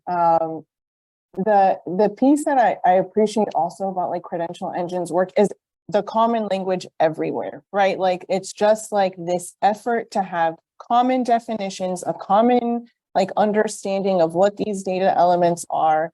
That's huge, right? Like, you have all of these tens of thousands of providers who are out there using these different definitions. And I think that consistency point that Tina just pointed out, it's throughout the body of work that I see Credential Engine engaged in, and that's incredibly valuable to the field. And I think, to your point, that's the learner-centeredness of the conversation. I think in the development of the recommendations and the design principles, I feel like there isn't 5 minutes that doesn't go by in the equity advisory conversation when we're not bringing it back to the learner. So that's just, Tina, I can't wait to have you in Massachusetts. Wonderful. I'm sad to say we are at the end of our time. So I'm going to just, sorry, just dropped my phone as I was checking the time. I would love to just ask you all if you have one final message you'd love to leave the audience with as we wrap up here. And I'll go to Tina since Elena just spoke. Sounds great. I would just say, I found the statistic. If we have 59,000 providers, $2 trillion spent, 1 million credentials, that we have a lot of work ahead of us. But if I turn to my colleague, Travian Shorters, who is part of an organization called Be Me, and he talks about asset-based narratives, where if we come to the table with the narrative that learners are ready and hungry for high value credentials that are going to make a difference for themselves and their families, if we believe that learners are capable to achieve great things when we increase the transparency and consistency and the value add of our credentials, if we come to the space believing that all learners have the potential to maximize their life journey as a result of the credential ecosystem that we are helping to build, then we will build and design for the success for the future. Where I sit at ACT, we have 500 communities, over 500 community colleges, over 26,000 employers that are turning to ACT to ask us, what should we do in the equity space? So I'm excited about digesting the recommendations, sharing the recommendations, and then acting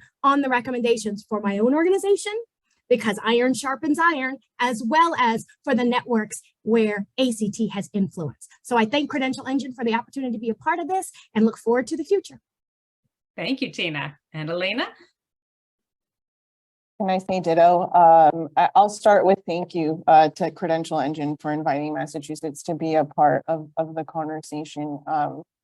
At this point in 2022, Lara, I just feel like there's no excuses. Like, I'm just like, this is the work that the Equity Advisory Council has done, I think, is in many ways to provide that cover, right, that Tina is talking about, if folks feel like they need that cover. And there's a community of folks talking about this. So if you are out in your organization feeling like you are alone, like, I also just want to amplify the fact that there are a community of people who are having this conversation, and you shouldn't have to do it alone. Because when you're talking about race, racism, and white supremacy and how it shows up in higher education, you need to do it in community. And relatedly, for too long, we have seen our learners in a deficit point of view, and I think Tina kind of mentioned this as well. They are assets themselves. Like, we are lucky when they show up to any one of our organizations to come and earn a credential. We are lucky to have them. And I think if we start to see them as the thing that makes us great, and if we really kind of also internalize that fact that learning happens anywhere and everywhere, and we start to make sure that people have the credit for that, we're going to start to see the type of cultural change that we need in order to make sure that the rest of the design of the systems and the structures keeps up. Brilliant. Well, so excited to see the next steps that both of you take in your roles. So excited for the Equity Advisory Council to put out its recommendations. Thank you a million times over for all the wonderful work you do in service to students. And I'm going to turn to Scott for the next session. Thank you. Wow.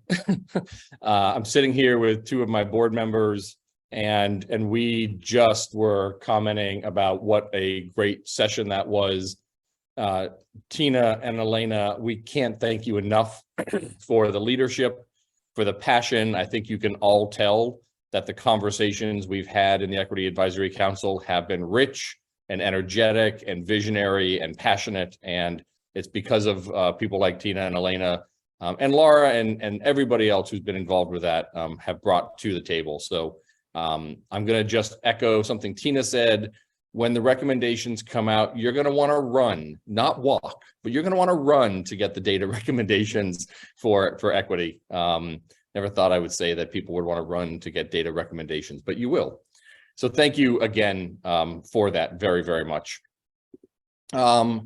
I want to just take a moment here. We're very pleased to be able to just share a quick video welcome from a past board member who has been a longtime friend, and Cadence, I'm just going to have you skip ahead a couple of slides to Liz's video. Liz Shuler was one of our founding board members. She was the executive secretary of the AFL-CIO when she joined us. She has now moved up to be the president, and all of our congratulations to Liz on that ascension. And she kindly could not join us today, but kindly produced and is sharing a video just welcoming and sharing some of her thoughts. So let's go ahead and play that.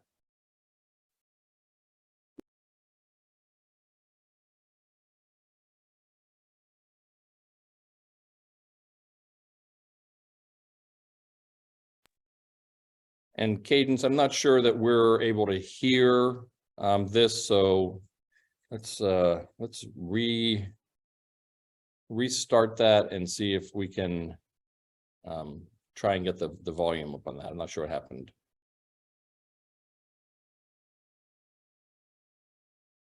You may need to come off of mute.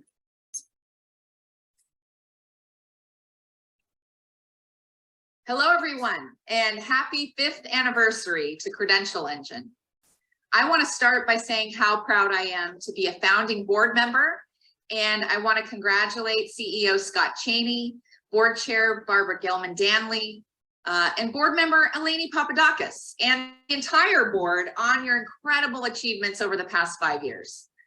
I remember being at the launch in 2017 and thinking about how Credential Engine was going to change lives. And it has. Just think about the young person 5 years ago who was trying to figure out how to learn a trade, or the person who was trying to take the next step in their career. They were facing an incredibly complex credentials marketplace with no central source of information. And as you heard, when you count up all the apprenticeships, all the high school diplomas and licenses and degrees and certifications out there, there are more than 1 million credentials offered by more than 60,000 organizations. Those are some incredibly daunting numbers. And a lot of people felt like they didn't even know where to start. They didn't know which programs had real value. And that's why the work that Credential Engine does, to not just collect all of those options in one place, but also to sort and prioritize the vast system of employment credentials, is so critical. Job seekers can learn what credentials they need and where to get the training they need. Companies can publish the education and training they require to hire the right staff. And Credential Engine can bring them together and match them up. When you make this information accessible, you help more people make more informed choices about their futures. There are so many pathways. In the labor movement, we pride ourselves on our apprenticeship and training programs that help people get on the path to family supporting careers. We need to make it easy for people to access the training they need in the classroom and on the job. The more we share this information, the more opportunity we create and the more equity we create. When we democratize this data and help young people, people of color, and people in under-resourced communities access it, we change lives. And having the right data opens so many new doors up. We want to see more states use programs like this. Like in New Jersey, where the labor movement helped Governor Murphy continue the work on the training finder tool started by Governor Christie, and using Credential Engine took it to the next level. And the legislation that US Senators Hickenlooper and Braun are introducing will help states make this information more transparent and available to all. And the work you all are doing to stand up more state level policies will help us build a highly skilled, highly productive workforce and build worker power in the process. So congratulations again on all that you've accomplished so far. And I can't wait to see what you do in the next 5 years. Thank you. Thank you, Liz. I wanted to share that because it is such a natural flow from the focus on equity and ensuring that we do have the right information available as transparent, open data in order to be able to best serve and allow students and workers and learners to best serve themselves as they make it through this marketplace. Cadence, and again, I apologize. I threw off our session, our flow there a little bit, but yes, we're going to be just the next slide, please. So I think most of you know that we have been doing this great work in partnership with so many states around the country, but we also have a very strong focus on policy work as well. And we've been thrilled to have had the opportunity to work with a number of states in helping them craft and move into place policy in order to ensure that credential transparency is both used, but that it is sustainable and will be durable in the state, and has a real focus on ensuring that the data that are produced are actually then put into tools like New Jersey's Training Finder tool, or new tools in Texas and Indiana and elsewhere that will actually benefit students and workers and learners. So that may be legislation, it may be an executive order like we saw in Connecticut, it might be agency policy that is taking place in Washington or Alabama or elsewhere. We've been thrilled that for the last several years, we've had a state policy partnership with a number of leading advocacy organizations, thought partners around the country, ranging from National Governors Association, National Conference on State Legislatures, National Association of Workforce Boards, Advanced CTE, National Skills Coalition. I don't want to try and name them all. I'll probably miss one, so I'll just stop there. But it's been a fabulous partnership. And they were the ones that actually helped us put together that state policy roadmap and action guide that Rachel referenced earlier, that states are now doing self-assessments against and understanding how they're progressing down this road to having open data.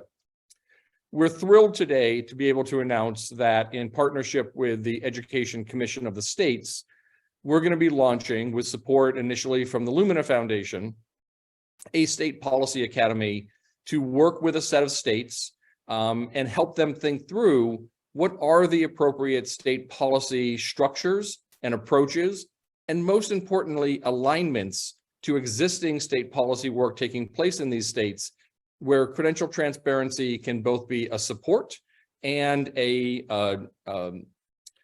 magnifier of the work that's taking place there. So we're going to be starting off with producing a policy paper with a set of experts that will be joining together, and then we'll announce the process for selecting the states that will be part of this policy academy. We hope to have some additional funding so that we can have multiple states. Right now, we think we'll be able to do 2 or 3 states. We'd love to be able to do 5, 6, 7 states. But that will be new news coming out about that shortly, and we'll be sure to let you all know. We also are thrilled to have a new policy paper that was produced by SHIO, the State Higher Education Executive Officers Association. We have a link to that on the next slide here, and I know we can put that in, well, just went into the chat. So I want to thank John Lane and Rob Anderson over at SHIO for leading the work on that and recognizing that there's a lot more that we can be informing the state higher education officers around and what transparency means. There is a wonderful highlight of the work being done in Indiana throughout that paper. And I want to thank Ken Sauer and the team in Indiana for helping to put the resources together as part of that paper. I also want to just take a second, because I think part of the conversations we've had to date have been around the idea that we're talking about credentials and just credentials. And I think in a few places throughout the conversation, we have made clear that whereas our name, Credential Engine, implies that we are an organization really just focused on the credential itself, the credential transparency description language, and is actually 3 different languages that make that up, allow us to have information published and accessible on a really rich array of information. So just to give you an idea about that richness, you can certainly go to Credential Finder and see what's there, but I'll just give you a quick picture about what's in the Finder because of CTDL right now and because of our partners. So we have information on just under 2,000 different providers from around the country, representing about 42,000 different credentials. And as you heard from Lesley, New Jerseys are not counted in that number quite yet, that my numbers are a day old here. So New Jersey is going to be adding several thousand credentials.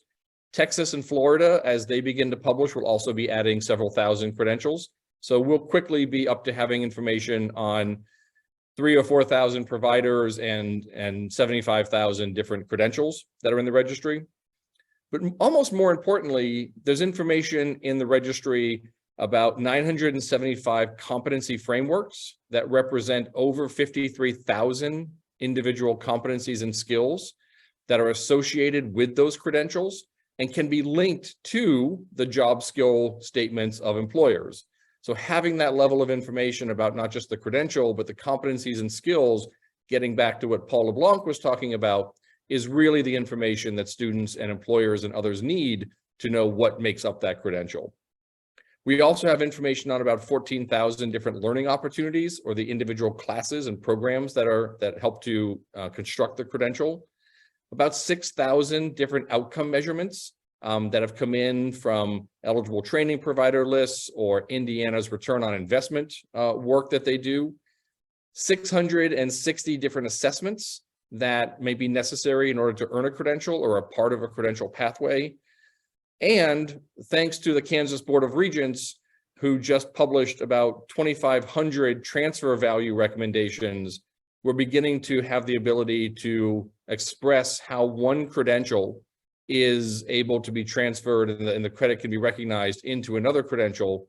And as Aaron and Paul were saying, knowing that Southern New Hampshire is going to be taking transfers of credits from community colleges and having that information as open data just helps the whole system be more efficient and effective and equitable. So want to encourage everyone, as you're thinking about either stepping up your work with making information transparent or starting that work, the CTDL is really a rich resource to bring this information to the fore. We're going to be continuing our work with state policy, but we're also having more conversations with our federal partners as well.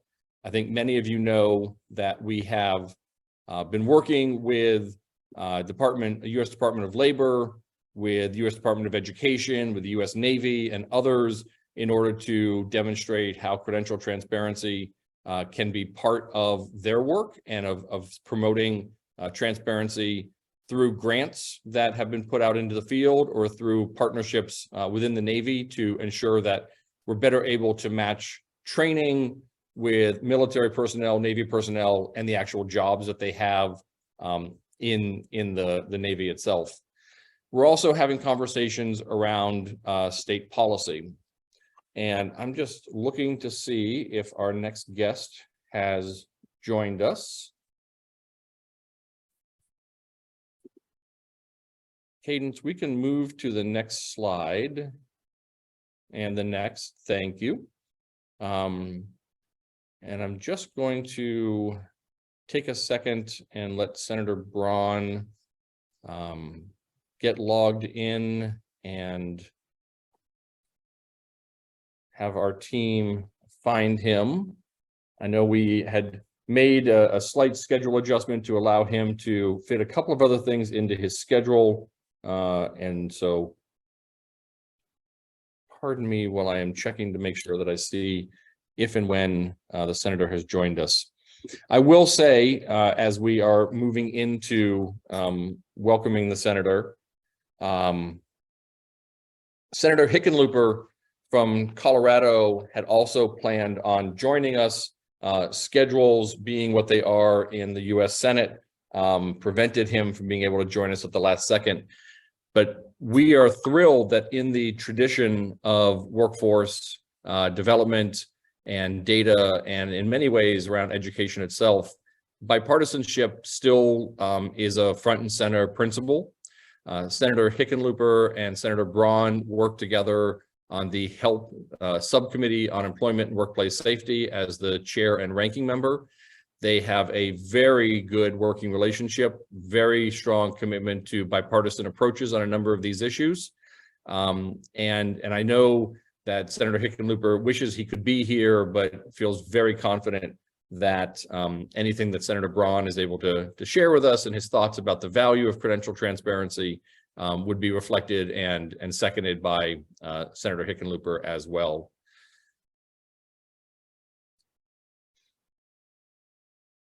This is my chance to see how well I can vamp and stretch and extend my comments and revise my comments while we're waiting for the senator to join us. There are a number of opportunities. You do not want to hear me sing, Eric. That is for sure. But if anyone wants to, throw some lyrics in the chat, we can see if we can do something together. There are a number of opportunities for inclusion of credential transparency in various pieces of federal legislation. These will not be what the Senator Braun is going to be talking about today, but just to give you all some insights and things that have actually moved in the recent past, or been introduced. The House version of WIOA that was introduced this past session, led by Chairman Bobby Scott, did include quite a bit of language around credential transparency. And it was really in the vein of when you are asking that information about credentials be made available, and you talk about public access to information, that we include that public access should include and have as part of it open, linked, interoperable data. That being able to have just information available in a PDF or in a comma delimited file or in some other format, is helpful, but really not up to standards for modern technology and modern approaches. So we're working with the committees around, WIOA reauthorization and are hopeful that with the change in leadership in the House, that we'll be able to have support for that body of work and that approach to transparency carried forward by the new Republican leadership in the House. There are also conversations around whether and how there's an appropriate place for credential transparency in the Higher Education Act and any attempts to move reauthorization forward there. And then is there possibility of a collaborative approach around credential transparency and appropriations in order to support states and institutions and systems, whether it be in K-12 or up through post-secondary, to be able to advance their work around credential transparency.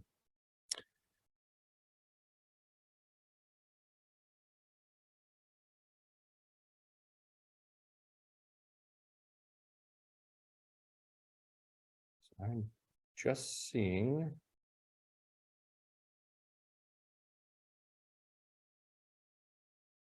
And I'm just checking with my team. Just joined us and I have promoted. Wonderful. I will wait to see Senator join me on screen.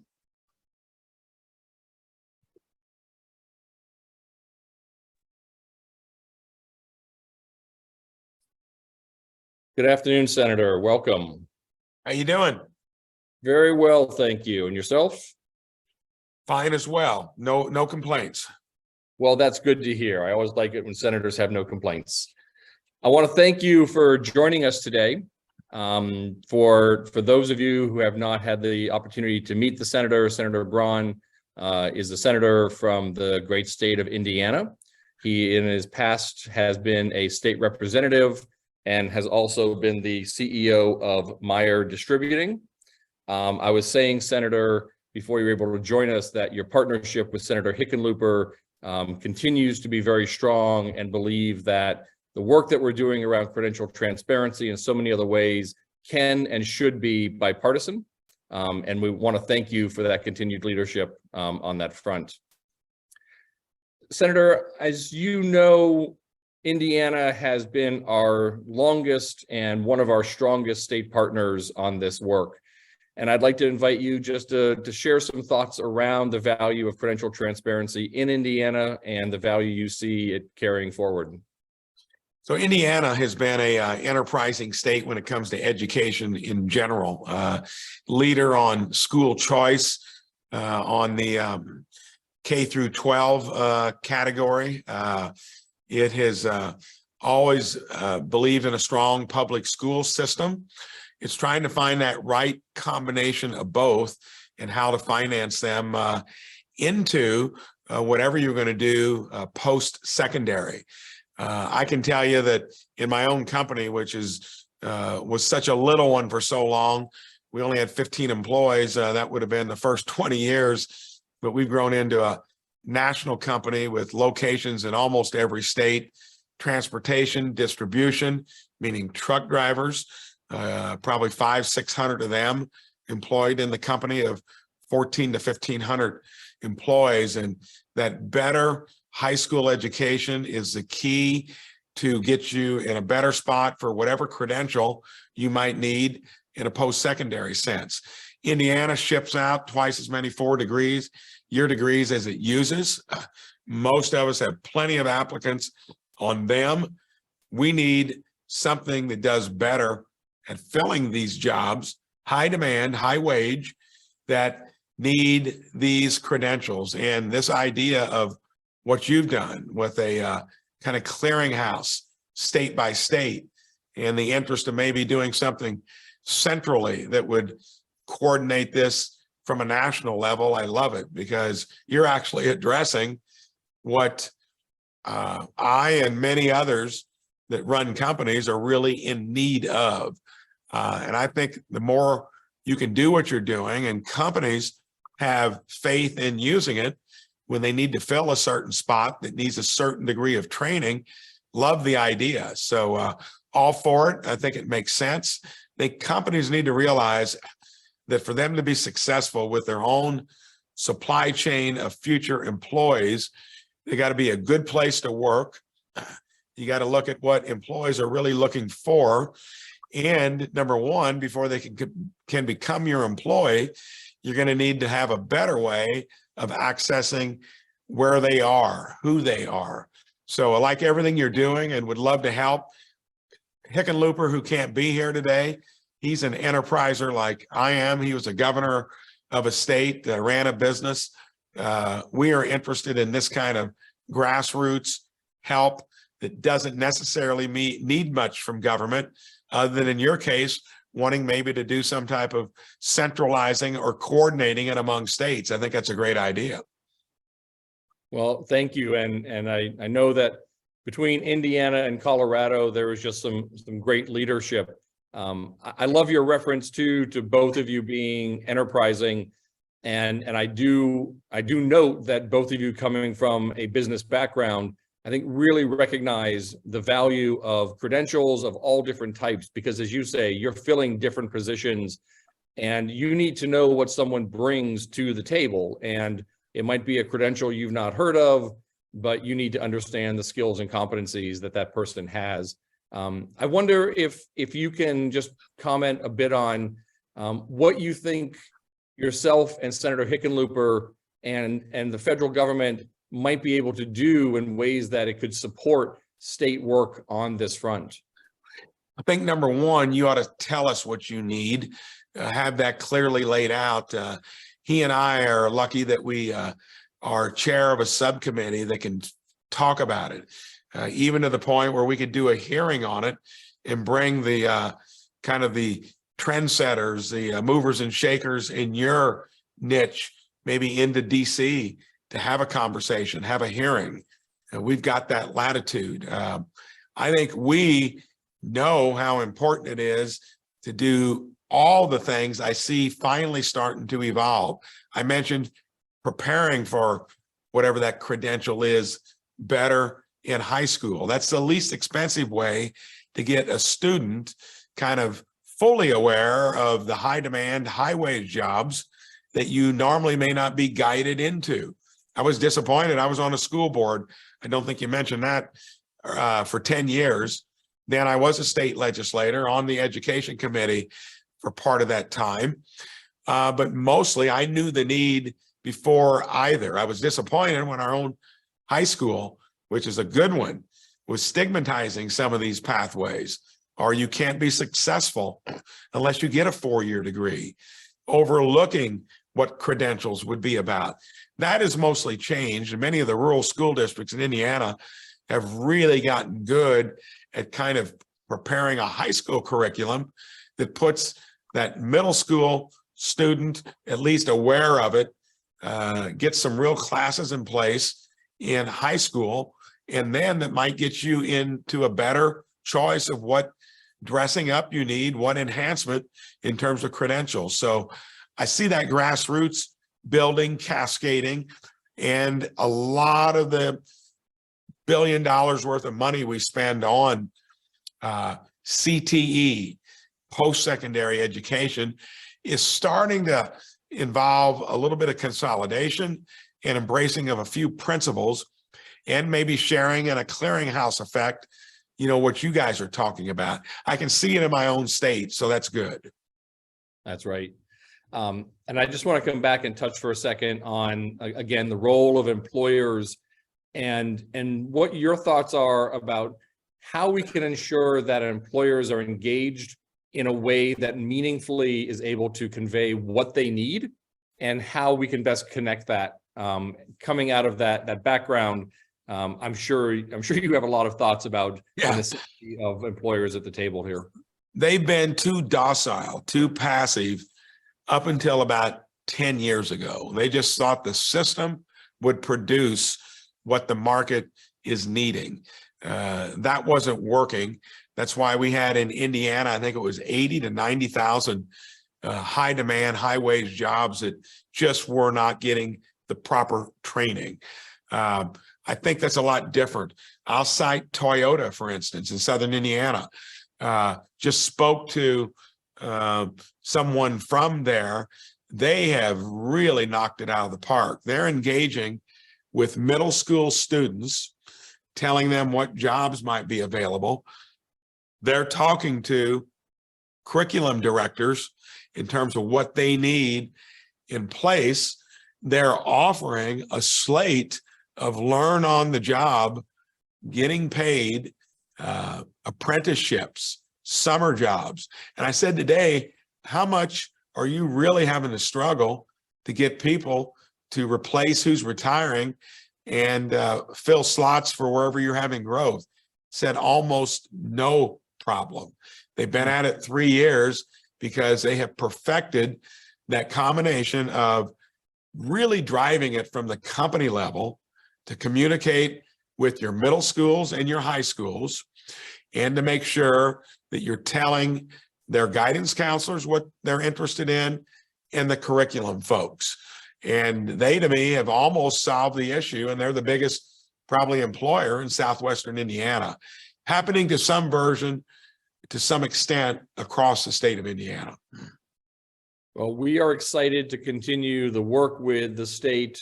The leadership across the state has been fabulous. They've been visionary, and I can guarantee we would love to take you up on that offer of a hearing and to continue to explore the value of credential transparency in these repositories as we move into the new Congress. So thank you, Senator, for your time. Really appreciate it, and appreciate your leadership on this issue. My pleasure. We'll stay in touch. Very good. Happy holidays. You too.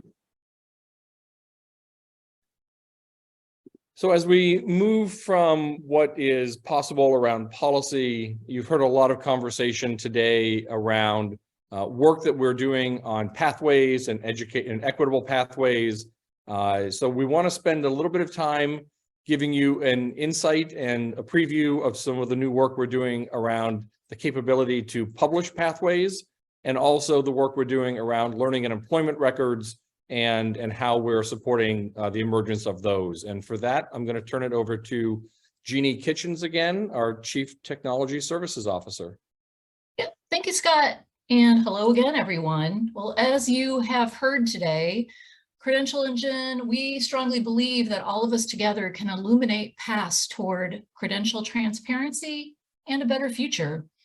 So to support this vision, we do provide a suite of tools built on the Credential Transparency Description Language, or CTDL, for publishing linked open data to the Credential Registry.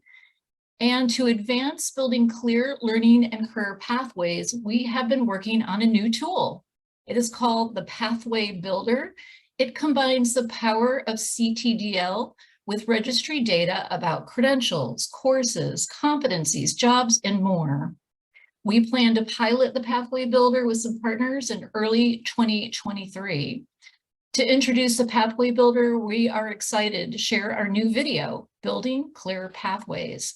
After watching the video, if you're interested in learning more or joining the pilot, watch for a link to be dropped in the chat. Take it away, Cadence.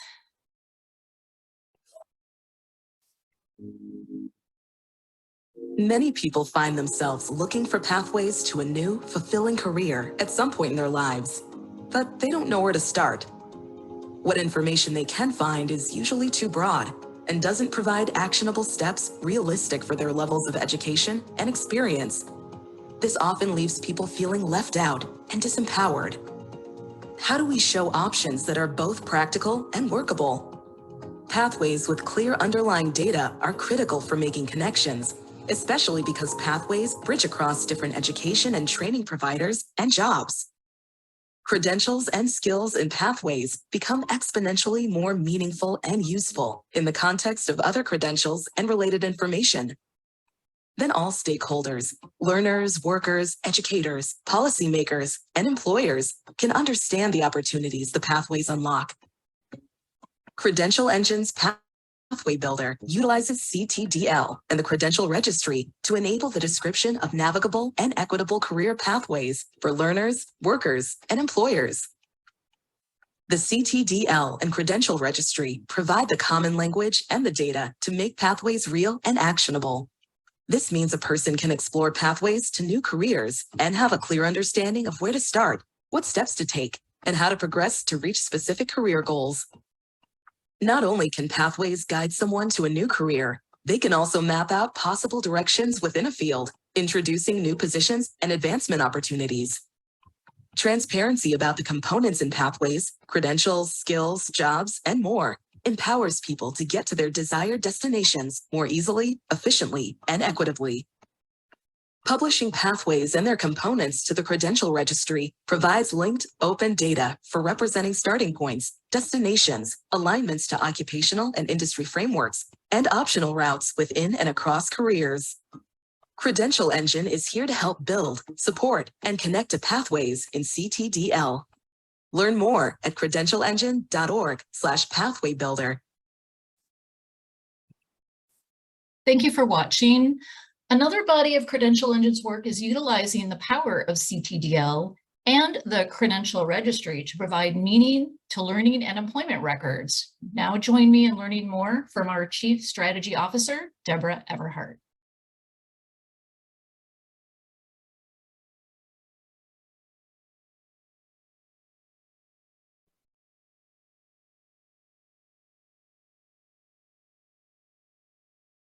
Hi, I'm Deborah Everhart, our Chief Strategy Officer at Credential Engine, here to talk about Credential Engine's work on learning and employment records, or LERs.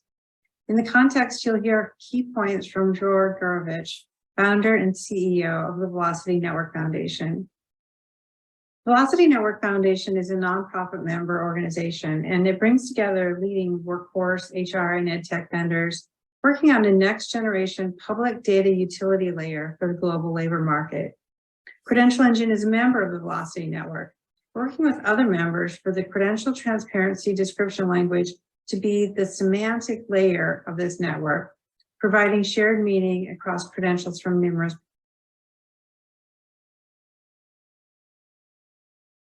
providers. I'm going to briefly explain this key point and then turn it over to Dror to explain why the Velocity Network is so transformative and why CTDL and the registry are critical for making sense of the credentials that are issued to individuals. Most of our current systems and processes for creating and managing records of learning and work are siloed and disconnected. So across schools, colleges, employers, and lots of other sources, credential records are issued and stored in different ways. They use different data structures And rarely do people have direct control over their own records. This is not just inconvenient, it's unfair and inequitable. To address these disconnects, there's accelerating convergence on open standards for managing learning and employment records. The core benefit is that a person can receive employment and education records all in the same data structure so that they can be exchanged in secure and verifiable ways across many different systems and processes. This gives individuals the ability to own, store privately, and share their own records, and it redefines how people can navigate their careers. CTDL credential and skill transparency is critical for the data infrastructure of LERs because it provides common definitions for what credentials mean, including contextual information. CTDL provides semantic interoperability for LERs.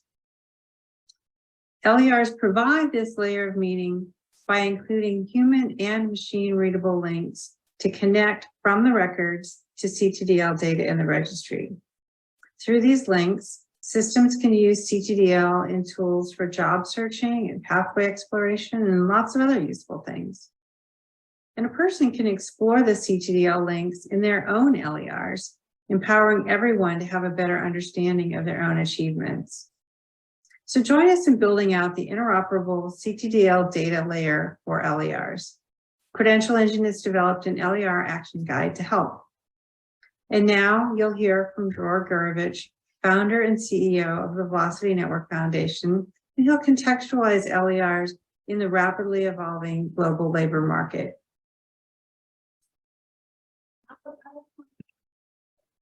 Hi, I'm Deb Everhart.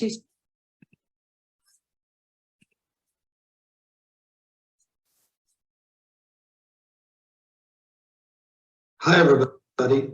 I'm Dror Gurevich, founder and chief executive officer of the Velocity Foundation. We are a nonprofit member organization hosting the largest global software vendors to the worlds of work and education. It will be my honor and privilege today to present to you the work we're doing, and I want to thank Credential Engine, Scott and Deb for giving me this opportunity. But first, let's start with some context. The disruptive labor market is one of humanity's biggest challenges for the next few decades. The emerging contours of the new world of work are rapidly becoming a lived reality for millions of workers around the world. The inherent opportunities for economic prosperity of both societies and individuals in this new world of work are enormous. They depend crucially on the ability of all concerned stakeholders to instigate reforms in the education space and in the labor market, as well as adopt new and innovative technologies that will mitigate the megatrends for the future of work. But before anything else, we need to fix the broken data layer underlying the global labor market. Everything we need to do across the employment lifecycle, build pathways from education to employment, reskill 1 billion people, support broad adoption of platform work and open talent markets, all require processing individuals' trusted, verified learning and career records. Yet we're still relying on self-reported, unverified resumes and online profiles as the source for candidate and employee career records. That is the one impediment for true digital transformation of our space. This issue cuts to the core of our ability to build a future of work. Until we fix the broken data layer underlying the global labor market, all other efforts will remain improvident. But what if there's another way? What if we could turn education and career records into tamper-proof and cryptographically secure digital credentials the individual would curate from primary source authorities like their school or their past employer or their professional association, own them, store them privately, and share them with relying parties across multiple use cases? This rich, verifiable, self-sovereign career identity is the great transformer of the global labor market we've all been waiting for. Reducing friction and the cost to transfer trusted career and education credentials will redefine the way people navigate their career and livelihoods and human capital development and deployment processes in general. For this to become a reality, we first need to address the elephant in the room, which is interoperability.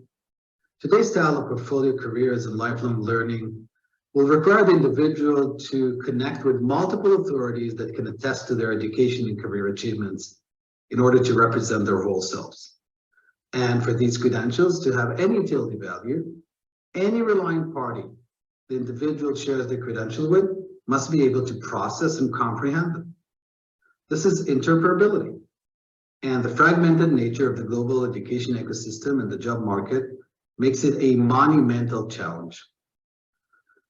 Many platforms have emerged to support the exchange of trusted career-related information, but they are all proprietary and siloed, while the concept of portable, verifiable, comprehensive digital credentials requires an approach that is ubiquitous and boundless.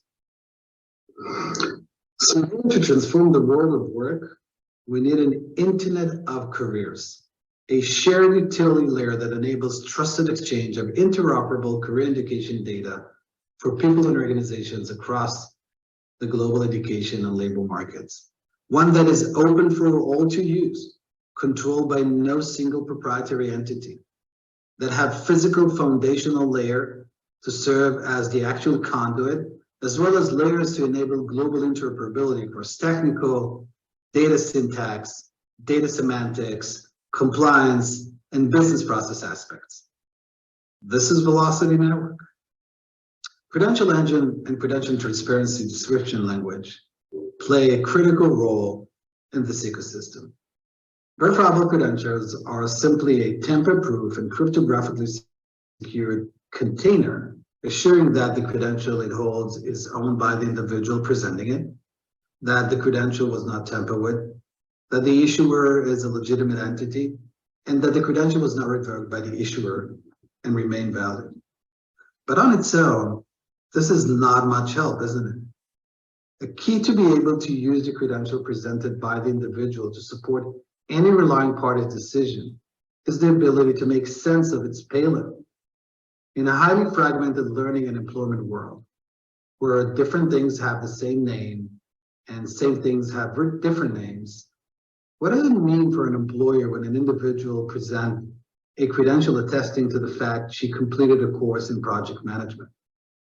What competencies did she demonstrate? What experiences did she accumulate? CTDL has the potential to become the semantic layer of the Internet of Careers. As you can see on the right, to make their credential valuable across the ecosystem, issuers can link their credentials to a public CTDL registry that provides rich data critical to relying parties as they base their decision on the credential. I want to thank you for your time today.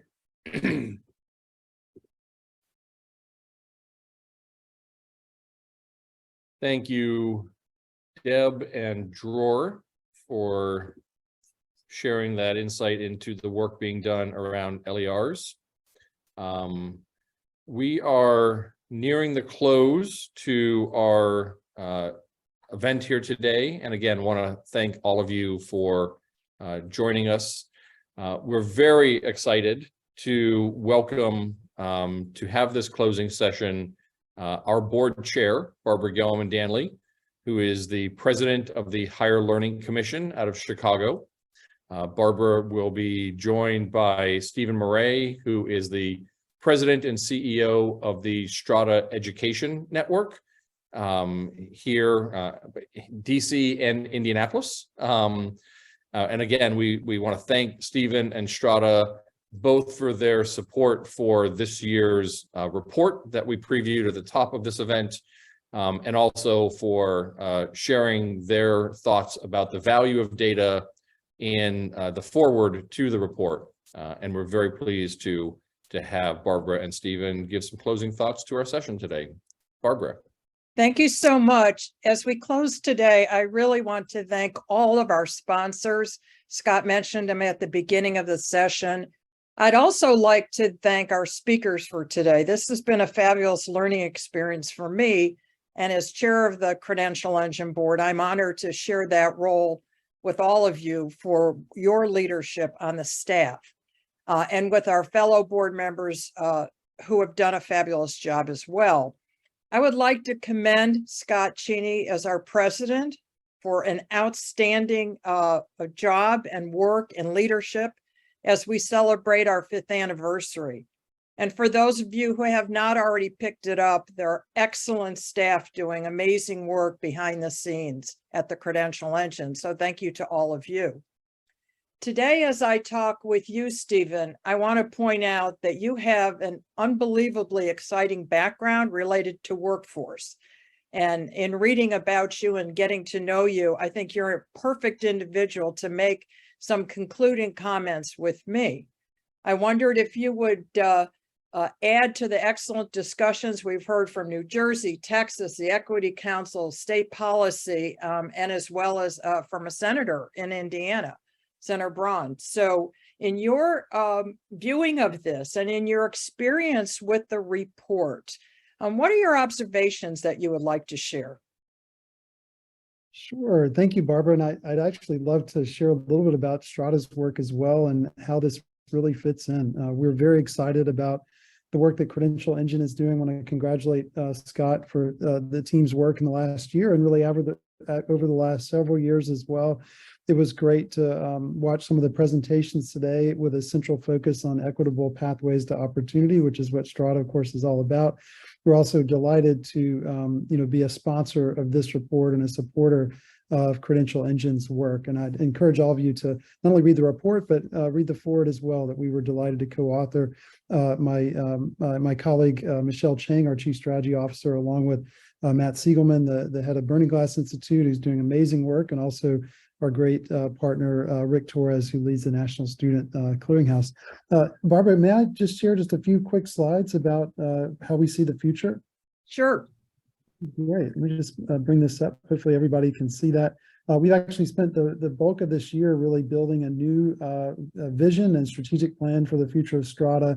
And it's a plan that really envisions the type of work that Credential Engine does as more central to our future work. So we're really delighted to be a part of the gathering today. There's a number of challenges that we see, and this is just a little snapshot of a few, but last time I checked, we had about 30 million full-time employed adults in the United States making less than $35,000 a year. Obviously something we'd like to see change. By the way, on that statistic, as you well know, some really big equity gaps on folks that are contained in that population. We also have a big issue that even many folks that are completing post-secondary education are underemployed. Last time I checked, about 10 million full-time employed adults with a bachelor's degree or higher not working in a college level occupation. The vast majority of those folks not really getting much of a college earnings premium from doing so.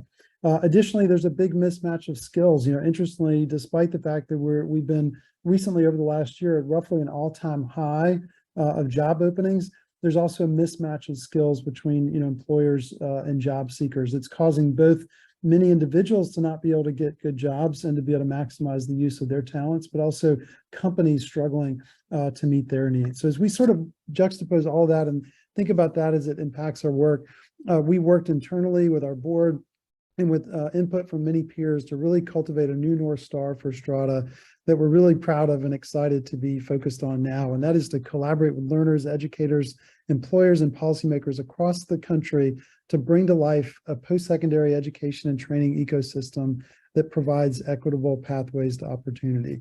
That is the central focus of our work. There are 5 key things that we are focused on to bring that to life. The first one, and then really a new focus for Strada, is clear outcomes. This is really all about building the data infrastructure, the transparency, the interoperability to really enable people to make better informed choices and to enable many of the things that Credential Engine talked about today and really talks about in their work every day. We really view data as something that has the power to change lives. And while it doesn't solve all these problems I've articulated by itself, it really creates fertile ground for better solutions for the future. And so you're going to see a much bigger focus of Strada and our work in that area, championing transparency, championing efforts to connect education and labor market records, supporting organizations like Credential Engine, like the National Student Clearinghouse, like others that are really working to advance this cause. There are several core equitable or sort of practices that help improve equitable pathways to opportunity that we're going to be championing as well. Quality coaching and guidance, affordability of post-secondary education and training programs, paid work-based learning opportunities as well. And then finally, employer alignment. While we are focused on helping individuals that face the greatest challenges accessing post-secondary education and economic opportunity, we have to recognize that ultimately we have to provide a better talent pipeline for employers to be able to meet their needs in order to accomplish what we're trying to do with individuals. And that'll be working on things like incentives for higher education to better meet the talent needs of employers, but also encouraging employers to do more skills-based hiring, which is yet one more way that we see Credential Engine coming in and the important work that they do. So I just really want to salute Scott and the entire Credential Engine team, as well as the board and all of you who have supported the important work of this organization the last several years. We're really proud, Barbara, to be a partner in this effort, but we're especially excited about what we're all going to be able to accomplish together over the next few years. Thank you very much. I can say from the position of an accreditor, or a very large, if not the largest accreditor for higher education in the country, at the Higher Learning Commission, we're also very excited to be part of the Credential Engine work.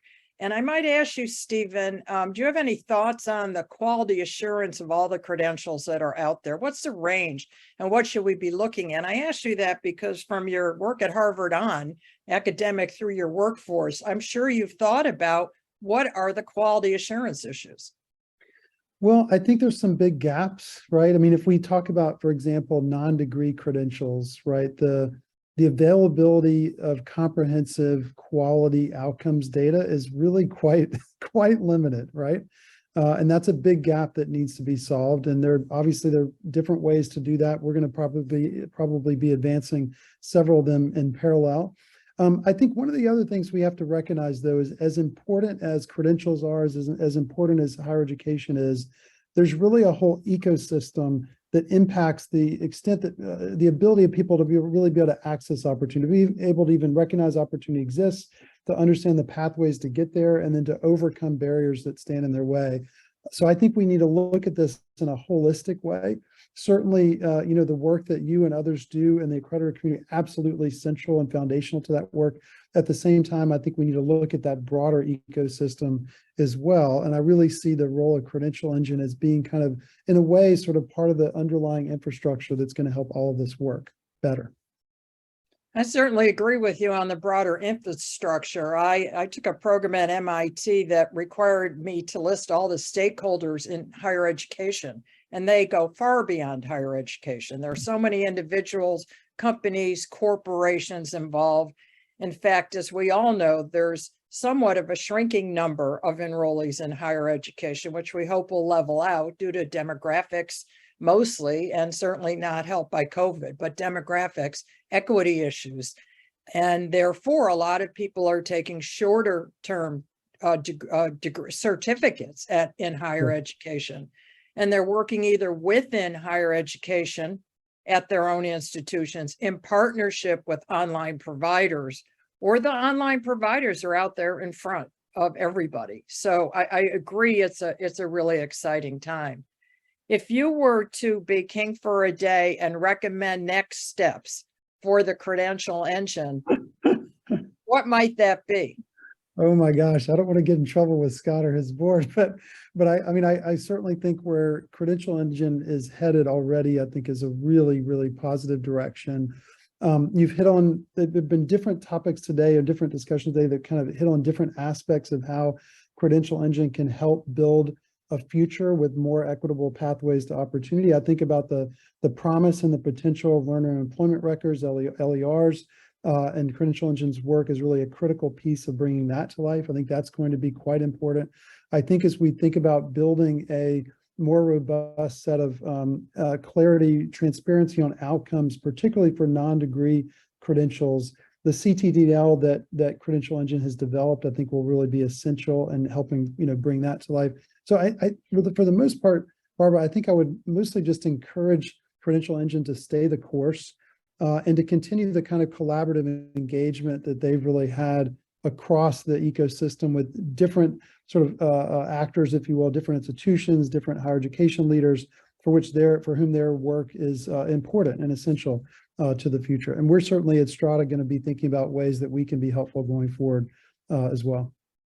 I'm going to ask you one more question, because clearly in the region where you live now, you've done, and other places, I'm certain you've done advocacy. You've been able to talk companies into coming to a certain area, and you certainly know, I'm sure, how to work with elected officials. For the listeners today, what would you suggest as far as advocating for the new credential landscape and its needs at the elected official level?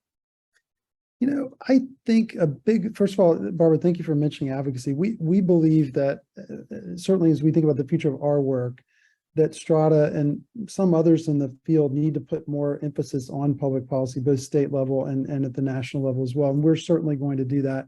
I think part of what we have to be able to do is kind of be a little bit more comprehensive in our thinking. You know, if you sort of think about higher education in the last, say, 20 years, I realize this will be a slight oversimplification, but we've had so much focus on the very important topic of educational attainment, you know, access, retention, completion. And this is absolutely critical, and not just for economic mobility, but for other reasons as well.